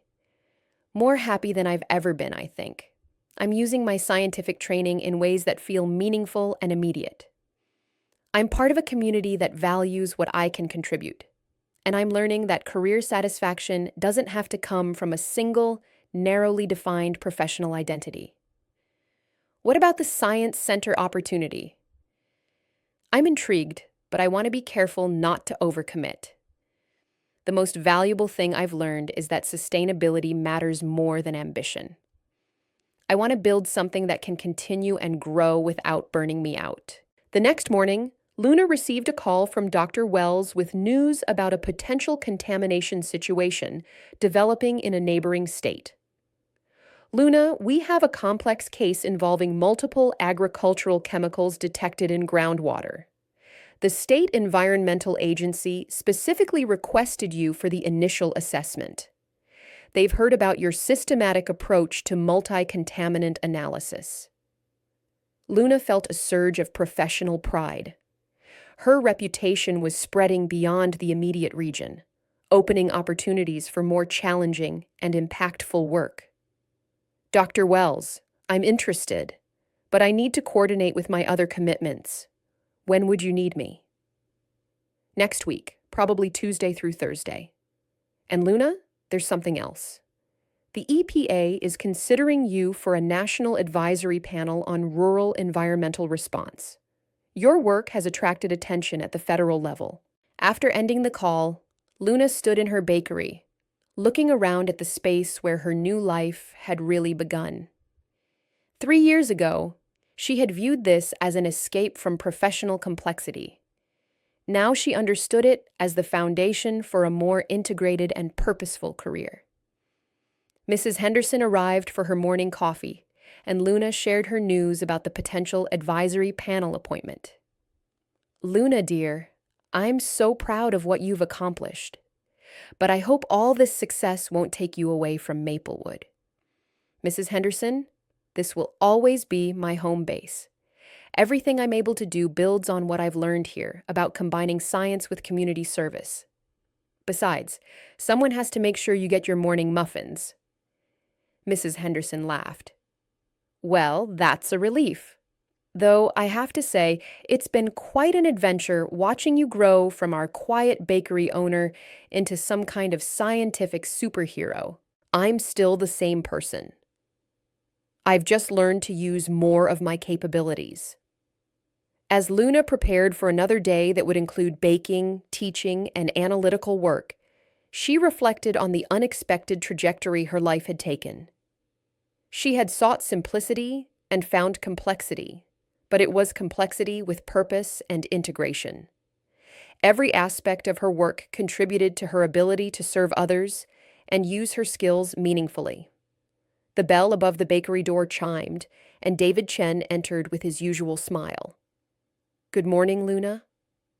The regular coffee, plus I have news. The school board approved the advanced chemistry program, and they want you to be the primary instructor. Luna smiled as she prepared his order. David, I think my life is about to get even more interesting. 1 year after the Maplewood water crisis, Luna found herself addressing a national conference of rural health professionals in Denver. Her presentation, titled Rapid Response Environmental Analysis in Small Communities, had drawn an audience of over 300 people from across the United States. Ladies and gentlemen, small communities face unique challenges when environmental health threats emerge. Luna began, scanning the packed auditorium. Limited resources, distance from specialized facilities, and lack of immediate expert response can turn manageable situations into health crises. She clicked to her first slide, showing a map of rural America with highlighted areas where environmental incidents had occurred in the past 5 years. But small communities also have advantages: strong social networks, local knowledge, and often resident expertise that isn't immediately recognized. Luna spent the next 45 minutes walking through detailed case studies from her work, including the original Maplewood contamination, the Cedar Falls fish kill, and 3 more recent investigations. Her systematic approach to rapid assessment and community-based response had become a model being studied by public health agencies nationwide. The key insight, she concluded, is that effective environmental response requires both technical expertise and community integration. The most sophisticated analytical capabilities are useless if they're not deployed quickly enough, or if results aren't communicated effectively to affected populations. During the question and answer session, a public health official from Montana asked, "Dr. Martinez, your approach seems to depend heavily on having resident scientific expertise. How can communities without that resource implement similar strategies?" Excellent question. That's exactly why we're developing the Regional Science Center Network. The goal is to create shared resources that serve multiple communities while training local residents in basic environmental monitoring and response protocols. A woman from Oregon raised her hand. What advice would you give to scientists considering similar career transitions? Luna paused, thinking about her own journey from pharmaceutical research to small-town baker to environmental consultant. Don't assume that leaving traditional research means abandoning science. Look for ways to apply your training that connect directly with community needs. Some of the most satisfying and impactful work happens outside conventional laboratory settings. After her presentation, Luna was approached by Dr. Jennifer Adams from the Centers for Disease Control and Prevention. Dr. Martinez, your work has been on our radar for some time. We're developing a new program for rapid response to environmental health threats in rural areas, and we'd like you to consider leading the pilot project. Luna felt the familiar excitement that came with new professional opportunities. Dr. Adams, can you tell me more about what that would involve? We're looking at establishing a network of regionally based environmental response specialists who can provide immediate assessment and coordination during environmental health emergencies. Your Maplewood case study has become our template for effective rapid response. Luna was intrigued but cautious. Where would this be based, and what kind of time commitment are we discussing? The position would be flexible regarding location. You could maintain your current base in Maplewood while traveling to incident sites as needed. We estimate about 1 week per month on average, though emergency responses would obviously require immediate availability. I'd need to discuss this with my current partners and commitments, but I'm definitely interested. Can you send me detailed information? Absolutely. Dr. Martinez, I should mention that this position would include resources for equipment upgrades and the opportunity to design training protocols for other rural response specialists. You'd essentially be building a program from the ground up. Flying back to Chicago and then driving to Maplewood, Luna reflected on how dramatically her professional landscape had expanded. 2 years ago, her biggest decision was which muffin flavors to feature each week. Now she was being recruited for national leadership roles in environmental health. But rather than feeling overwhelmed, she felt energized by the interconnections between all her activities. Her bakery kept her grounded in community life. Her teaching helped her communicate complex concepts clearly. Her consulting work provided real-world problem-solving experience, and her growing national reputation opened doors to larger-scale impact. When she arrived home, Luna found a stack of messages waiting for her. The Regional Science Center had received preliminary funding approval. 3 communities were requesting environmental assessments, and David Chen had called about expanding the high school chemistry program. She also found a handwritten note from Mrs. Henderson. "Dear Luna, saw you on the news, talking about science and communities. I'm so proud to know you. Don't forget, coffee tomorrow at 8 o'clock. Love, Mrs. H." Luna smiled, feeling the warmth of belonging that had initially drawn her to Maplewood. No matter how far her professional responsibilities extended, this small town would always be home base. The next morning brought the familiar comfort of opening the bakery, starting the coffee, and preparing for Mrs. Henderson's arrival, but it also brought new challenges and opportunities that would test her ability to balance local commitments with expanding influence. At exactly 8 o'clock, Mrs. Henderson appeared at the bakery door. "Good morning, Luna. I saw you on that television conference yesterday. You looked very professional and important." "Good morning, Mrs. Henderson. Thank you for watching. How did you know about the broadcast?" David Chen told his students, and Marcus told his mother, who told half the town. "We're all proud of our famous scientist." Mrs. Henderson accepted her coffee and muffins with her usual smile. "But I hope all this success won't change you." "Mrs. Henderson, nothing fundamental will change. I may travel more for consulting work, and I might take on some additional responsibilities, but this bakery and this community will always be my priority." "Good. Because we need you here. Not just for the science emergencies, but for the daily life stuff too. You've become part of Maplewood's foundation." After Mrs. Henderson left, Luna spent the morning considering the CDC opportunity. The potential for national impact was appealing, but she needed to ensure that accepting the position wouldn't compromise her ability to serve her immediate community. David Chen arrived with his usual Tuesday coffee order, but also with exciting news. "Luna, I just got approval for the advanced chemistry lab, and the state education department wants to use our program as a pilot for rural science education reform. They're offering significant funding for equipment and curriculum development." "That's wonderful, David. What would my role be?" "They want you to co-develop the curriculum and serve as lead instructor for the environmental chemistry components.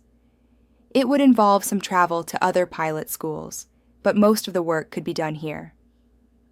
Luna saw immediate synergies between the education initiative and the CDC program.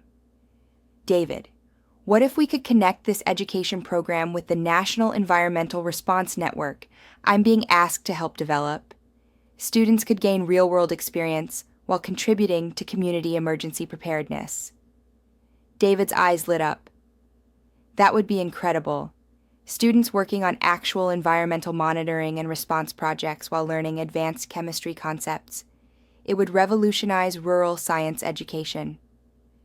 That afternoon, Luna received a call from Dr. Torres about the Regional Science Center. "Luna, we have preliminary funding approval and 3 potential locations identified. The board would like you to chair the planning committee and help design the facility specifications." "Dr. Torres, I'm honored, but I need to tell you about another opportunity I'm considering." Luna explained the CDC position and her concerns about overcommitment. "Actually, that could work perfectly. If you're developing national protocols for rural environmental response, having a regional science center as your base of operations would provide an ideal testing ground for new methods and training programs." Luna was beginning to see how all these opportunities could integrate rather than compete with each other. The CDC work would provide resources and national scope. The Science Center would offer equipment and regional coordination capabilities.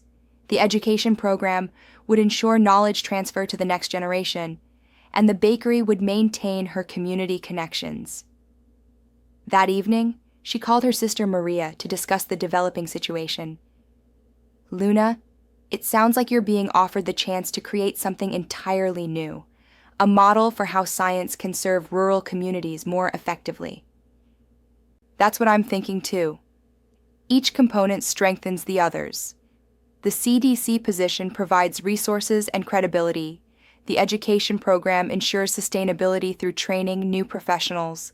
The Science Center offers infrastructure, and my local work provides ongoing case studies and community connections." "What are your concerns?" "Mainly time management and maintaining quality across all activities. I don't want to accept responsibilities I can't fulfill properly, and I need to make sure that growth doesn't compromise the personal relationships and community connections that make this work meaningful." "What does your gut tell you?" Luna considered the question seriously. "My gut tells me this is an opportunity to scale up successful approaches that could help thousands of small communities. but it also tells me that I need to be very careful about how I structure these commitments.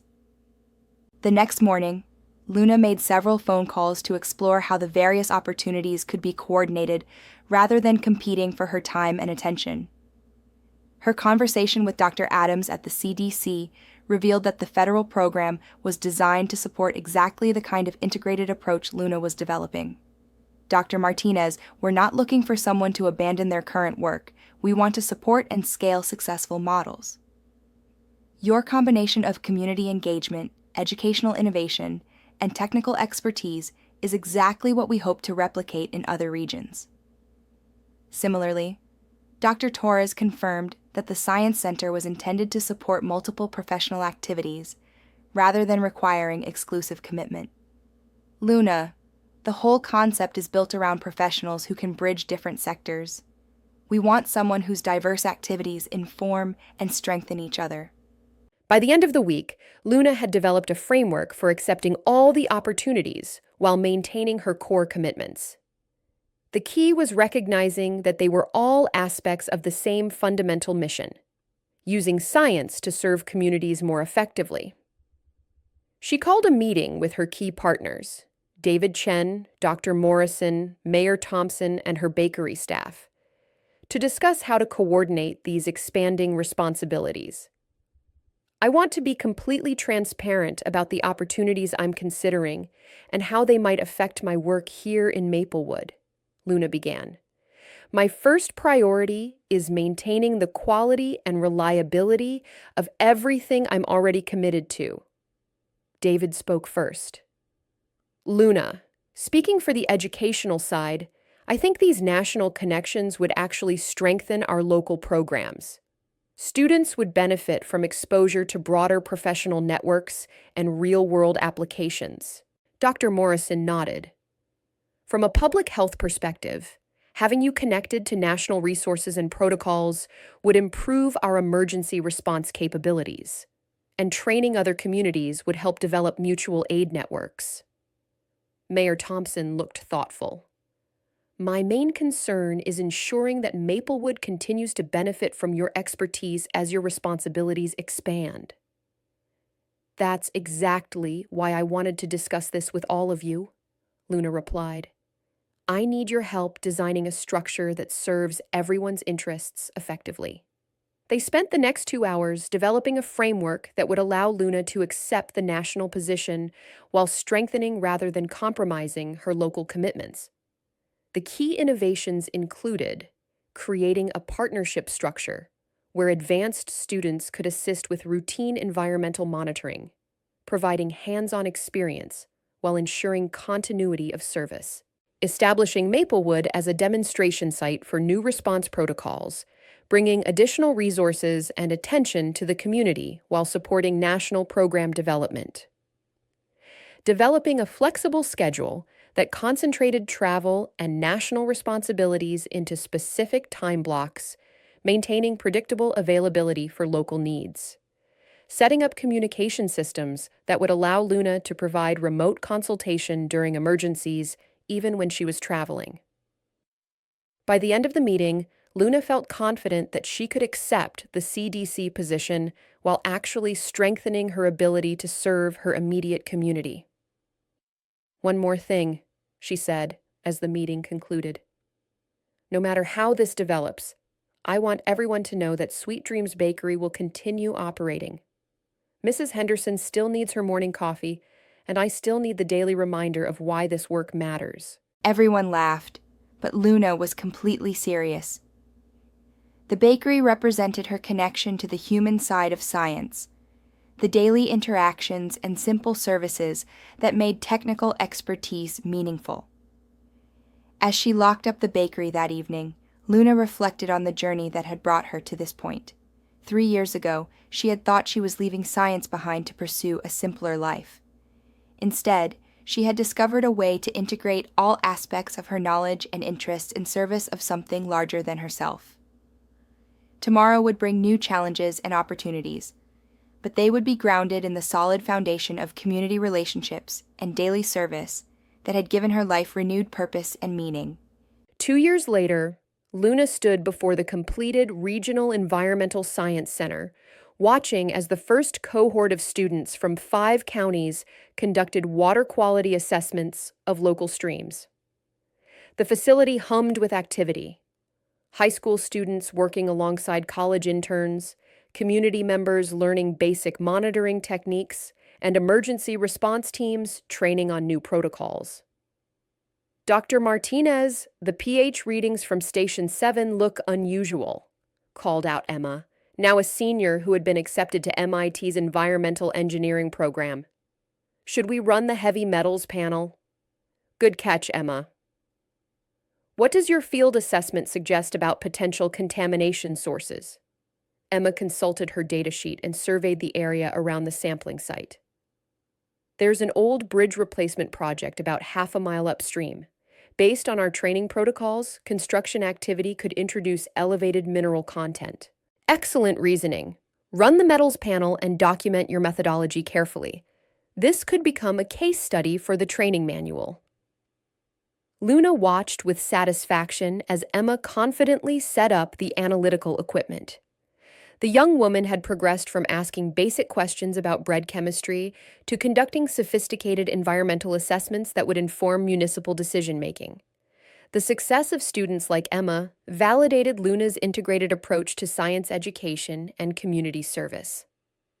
By connecting classroom learning with real-world applications, students gained both technical skills and understanding of how science could serve society. Dr. Torres approached with the monthly activity report. Luna, the numbers continue to exceed our projections.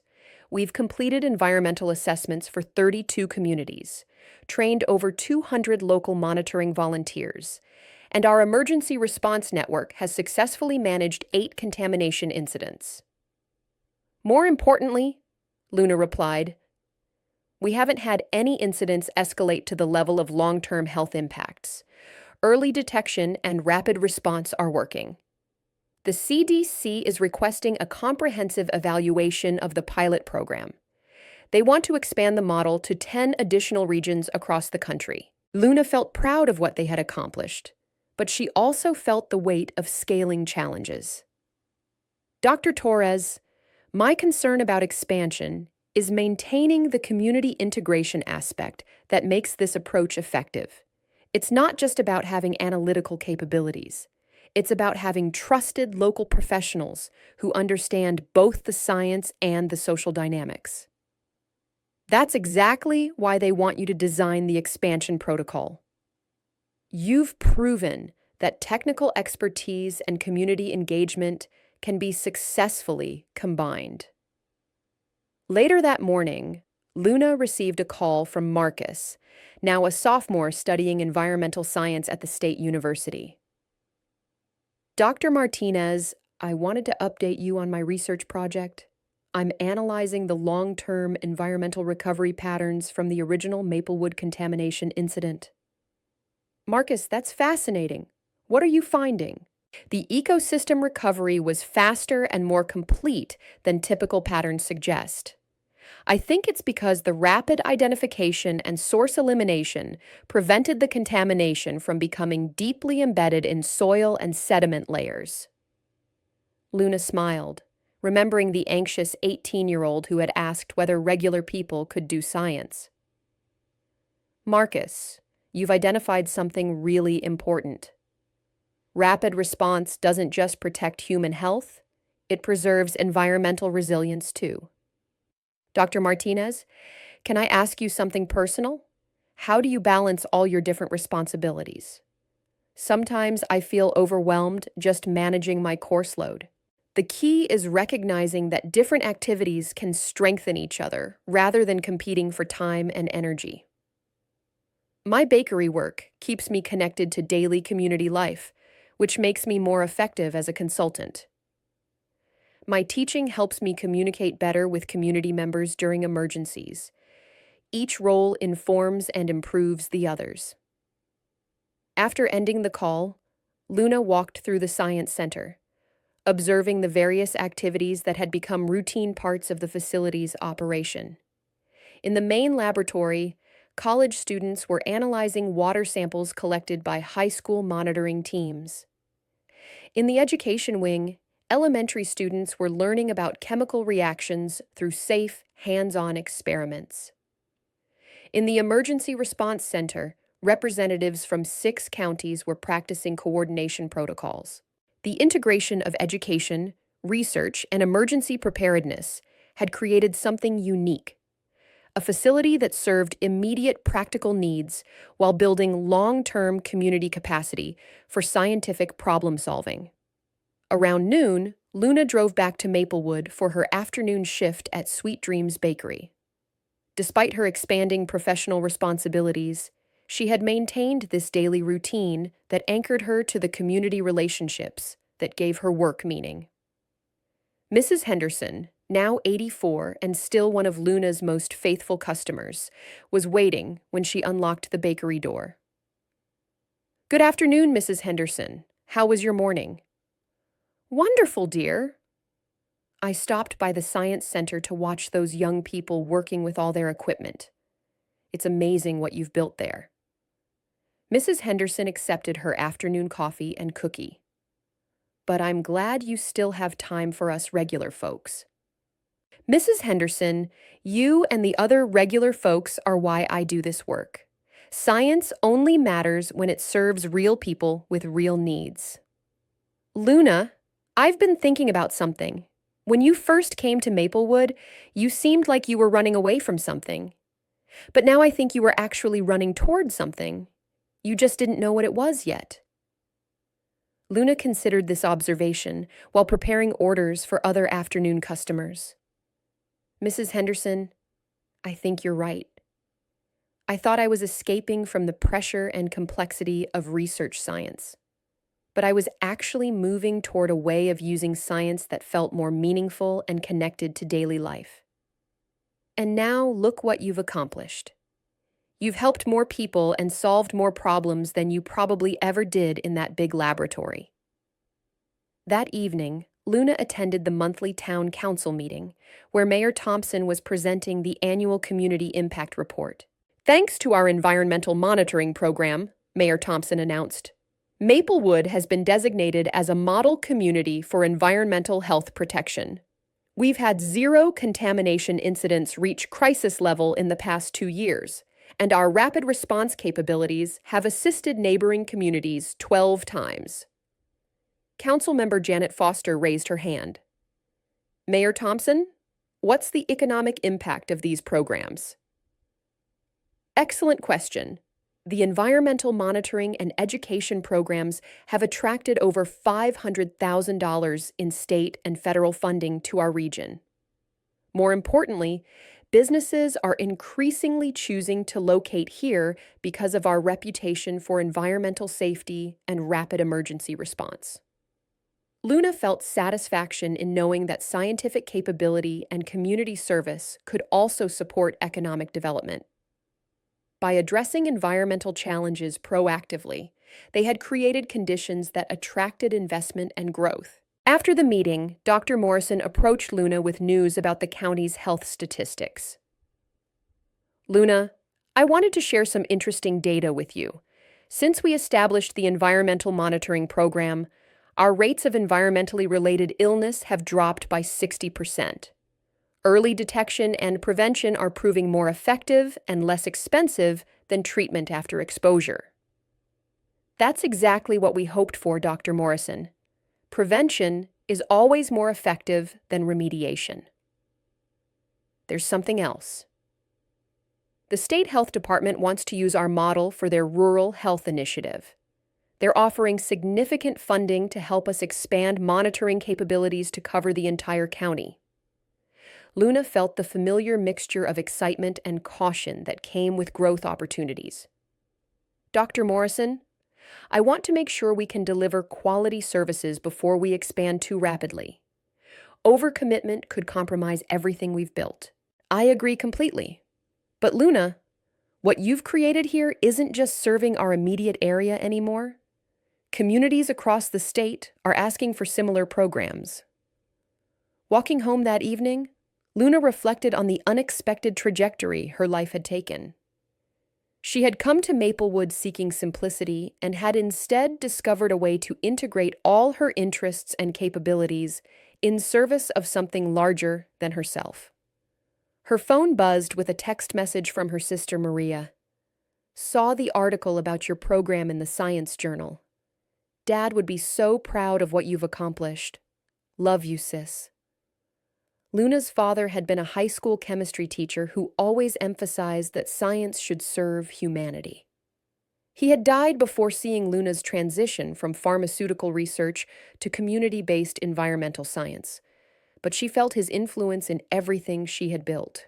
At home, Luna updated her laboratory notebook with observations from the day's activities. This daily practice of documentation had evolved from a professional habit to a form of reflection that helped her process the constant stream of new challenges and opportunities. She was interrupted by a call from Dr. Adams at the CDC. Dr. Martinez, I have exciting news. Congress has approved funding for the National Rural Environmental Health Network. With your program as the flagship site, we're asking you to serve as the founding director. Luna felt a moment of vertigo as another major opportunity presented itself. Dr. Adams, what would that involve in practical terms? You would continue to operate from Maplewood, but with resources to support 50 similar programs across the country. You'd be responsible for developing training protocols, coordinating emergency response networks, and evaluating program effectiveness. And my current commitments? Everything you're doing now would continue, but with enhanced resources and national scope. Luna, what you've built in Maplewood has proven that rural communities can have the same environmental health protection as urban areas. We want to make that opportunity available everywhere. After ending the call, Luna sat in her kitchen, looking out at the quiet streets of Maplewood. 7 years ago, she had driven down these same streets as a burned-out pharmaceutical researcher seeking escape from professional pressure. Now, she was being offered the opportunity to influence environmental health policy at the national level. But the most remarkable thing was that both versions of herself, the research scientist and the community baker, had led to this moment.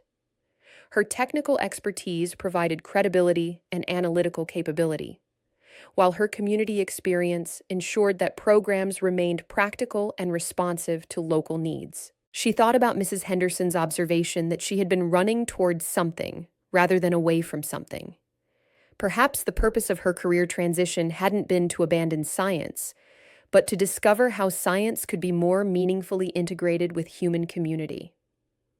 Tomorrow would bring another day of baking, teaching, consulting, and community service.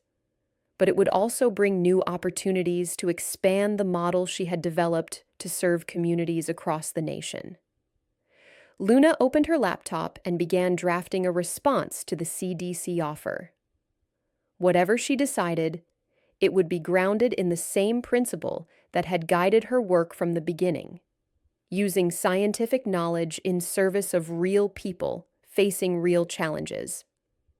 As she wrote, the smell of tomorrow's bread dough rising in the bakery below reminded her that meaningful work, no matter how complex or far-reaching, always begins with simple acts of service to one's immediate community. 5 years later, Luna Martinez stood before a packed auditorium at the National Academy of Sciences, delivering the keynote address for the annual conference on science and society. Her presentation, titled From Laboratory Bench to Community Table, Integrating Scientific Expertise with Local Knowledge, represented the culmination of a decade-long journey from pharmaceutical research to community-based environmental science. Distinguished colleagues, Luna began, I want to tell you a story about a small town, a contaminated water supply, and the discovery that scientific training never really goes away. It just waits for the right moment to serve.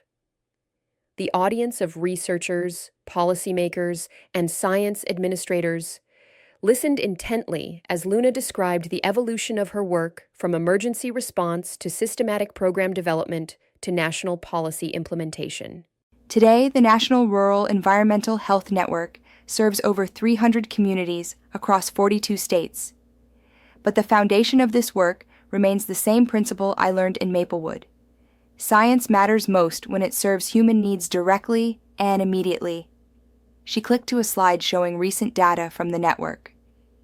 In the past 5 years, we've prevented over 200 potential environmental health crises through early detection and rapid response. More importantly, we've trained over 5,000 local professionals to recognize, assess, and respond to environmental threats in their own communities. Luna paused to scan the audience, noting familiar faces from her former pharmaceutical career, alongside new colleagues from environmental and public health agencies. But perhaps the most significant outcome has been the discovery that communities with strong environmental monitoring capabilities attract economic development, retain young professionals, and develop resilience that extends far beyond environmental issues. During the question and answer session, a researcher from her former pharmaceutical company asked, "Dr. Martinez, do you ever regret leaving drug development for environmental work?" Luna smiled, remembering similar questions from earlier stages of her career transition. "I haven't left drug development. I've expanded my definition of therapeutic intervention. Preventing environmental illness is just as important as treating disease after it occurs. And the skills I developed in pharmaceutical research, analytical thinking, systematic investigation, understanding molecular interactions, are exactly the skills needed for effective environmental health protection." A young graduate student raised her hand. "Dr. Martinez, what advice would you give to scientists who want to have more direct community impact?" Start by finding ways to use your existing skills in service of immediate community needs. You don't need to change careers dramatically. Look for opportunities to apply your expertise to local challenges. Some of the most innovative and effective programs have emerged from scientists who remained connected to their home communities while pursuing their professional development. After her presentation, Luna was approached by Dr. Sarah Chen, a former colleague from her pharmaceutical days. "Luna, I've been following your work, and I have to admit I'm envious. Your career seems to have such clear purpose and impact." "Sarah, what kind of work are you doing now?" "Still drug development, but I spend most of my time in meetings about intellectual property and market analysis. I rarely feel connected to the patients who might eventually benefit from our research." Luna nodded sympathetically. "Have you considered how your pharmaceutical expertise might serve your local community? Environmental health, emergency response, science education? There are many ways to use research skills outside traditional laboratory settings." "I've thought about it, but I wouldn't know where to start." Start small. Volunteer to speak at local schools, offer to help with community environmental monitoring, look for ways to connect your technical knowledge with local needs. You might be surprised at what develops. That evening, Luna flew back to Chicago and drove to Maplewood, arriving just in time for the monthly Science Center board meeting. Despite her national responsibilities, she had maintained her primary residence in the small town that had become the foundation for everything she had accomplished. The board meeting focused on the next phase of expansion for the Regional Environmental Science Center. The facility now served 12 counties and had become a model for similar centers in other states. "Dr. Martinez," said Board Chair Patricia Williams, "the State Education Department wants to establish our teacher training program as the standard for rural science education. What are your thoughts on scaling up to that level?" Luna considered the question carefully. "I'm supportive, but we need to maintain the integration of education with practical community service. The effectiveness of our approach depends on students working on real environmental challenges, not just simulated laboratory exercises. How do we ensure that quality as we expand? By developing partnerships with local environmental professionals in each region and by requiring that expansion sites commit to genuine community-based projects, not just equipment and curriculum. After the meeting, Luna walked through the Science Center, now quiet, except for security lighting and the hum of analytical equipment running automated overnight monitoring protocols. In the main laboratory, samples collected by students earlier that day waited for morning analysis. In the education wing, displays showed the latest projects from elementary students studying local ecology. This facility had become the physical manifestation of Luna's integrated approach to science and community service. But the real innovation wasn't the equipment or the building. It was the recognition that scientific expertise could be most effectively deployed when it was embedded in ongoing community relationships. The next morning, Luna opened Sweet Dreams Bakery as she had every morning for over 8 years. Mrs. Henderson, now 89 and still remarkably spry, appeared at exactly 8 o'clock. "Good morning, Luna.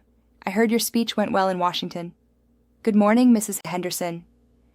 It was actually in Washington, D.C., but yes, it went well. "How did you hear about it?" Marcus called his mother from graduate school. He watched it online and said, "You made all of us here in Maplewood sound very important." Luna laughed. "You are all very important. Everything I've been able to accomplish builds on what I learned here about combining science with community service." "Luna, I've been thinking about something.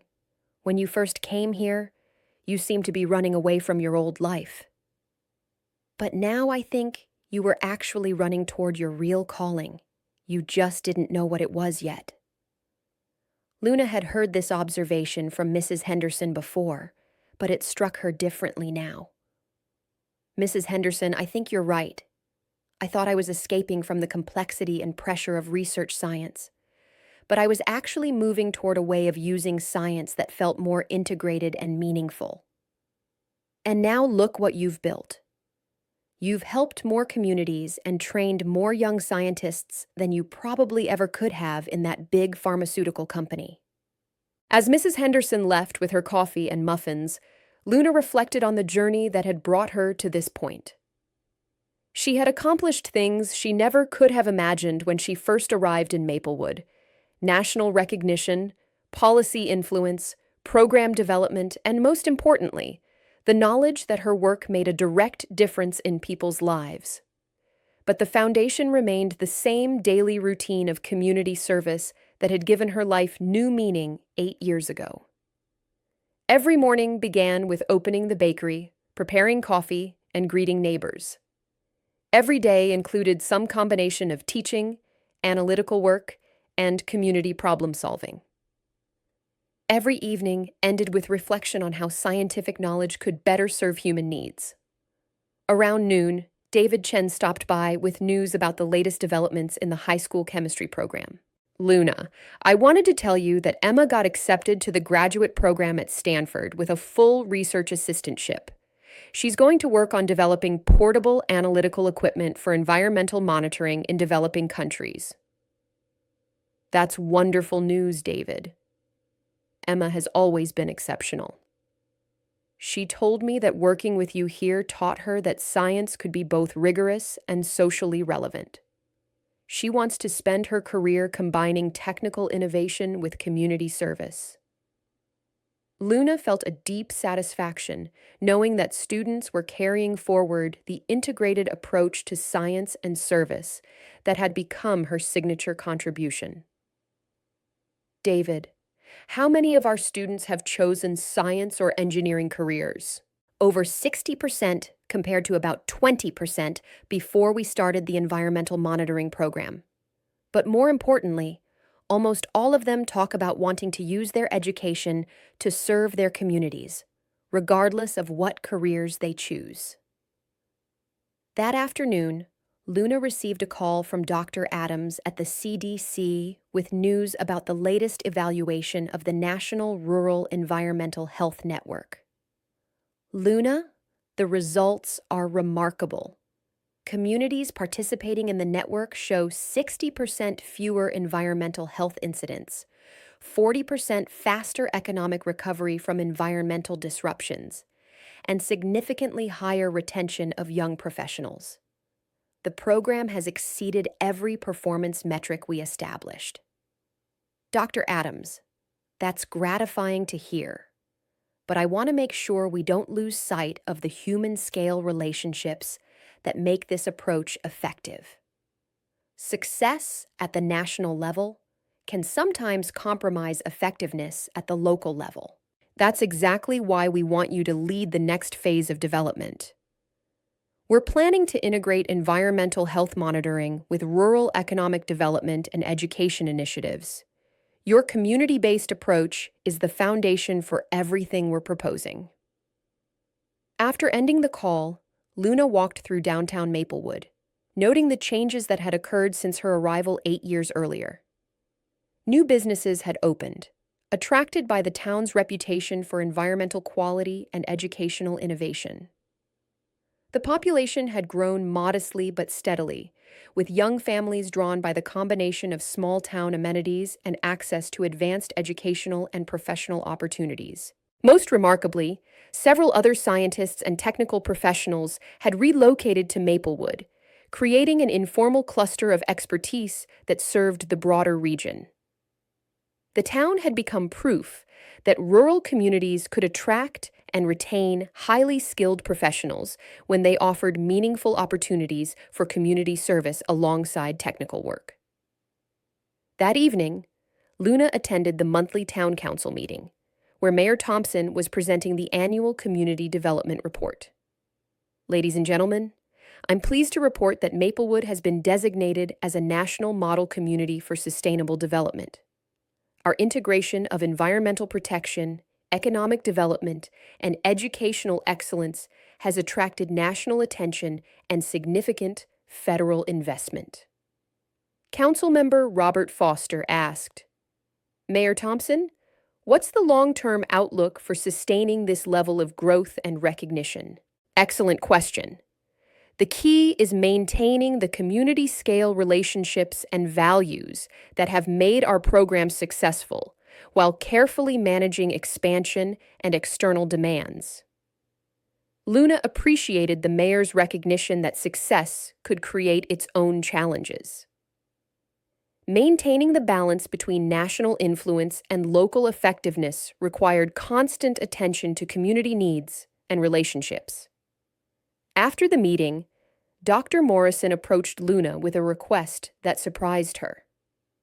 Luna, the County Medical Association wants to nominate you for the State Public Health Achievement Award.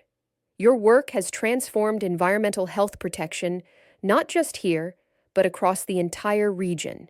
Dr. Morrison, I'm honored by the nomination, but I hope you'll emphasize that everything I've accomplished has been collaborative. The effectiveness of environmental health programs depends on partnerships between technical experts, medical professionals, educators, and community leaders. That's exactly why you deserve recognition. You've demonstrated that scientific expertise can be most effective when it's integrated with community knowledge and relationships. Walking home that evening, Luna reflected on the unexpected trajectory her life had taken. She had come to Maplewood seeking escape from professional complexity, and had instead discovered a way to integrate all her interests and capabilities in service of something larger than herself. Her phone buzzed with a text message from Marcus, now completing his PhD in environmental engineering. Dr. Martinez, just defended my dissertation on rapid response environmental monitoring systems. Thanks for showing me that science could be both rigorous and meaningful. Looking forward to bringing these innovations back to rural communities. Luna smiled, knowing that the next generation of scientists was carrying forward the integration of technical excellence with community service that had become her life's work. The impact of her career transition extended far beyond her own accomplishments to the students, colleagues, and communities that had been influenced by her example. At home, Luna opened her laptop to work on the proposal for the next phase of the National Rural Environmental Health Network. The document represented the culmination of a decade of learning about how scientific expertise could most effectively serve community needs. But before beginning to write, she took a moment to look out her kitchen window at the quiet streets of Maplewood. 8 years ago, these streets had represented escape from professional pressure and complexity. Now, they represented the foundation for work that had national influence and policy impact. The most remarkable discovery of her career transition was that personal fulfillment and professional effectiveness could be maximized simultaneously when work was grounded in meaningful community relationships and directed toward solving real human problems. Luna began typing, knowing that whatever challenges and opportunities the future brought, they would be approached with the same principle that had guided her work from the beginning, using scientific knowledge in service of human flourishing, one community at a time. As she worked, the smell of tomorrow's bread dough rising in the bakery below reminded her that meaningful work, no matter how complex or far-reaching, always begins with simple acts of service to one's immediate neighbors. In the end, Luna Martinez had discovered that the choice between professional achievement and community connection was a false dilemma. The most important contributions came from integrating both aspirations in service of something larger than individual career advancement, the application of human knowledge and skill to improve life for others. Her story had come full circle, from laboratory research to community service to national leadership, but the foundation remained constant: the recognition that science matters most when it serves human needs directly, immediately, and with compassion. If this story touched you, don't forget to like, comment, and subscribe. We'd love to hear what inspired you the most, and where in the world are you watching from? Let us know below.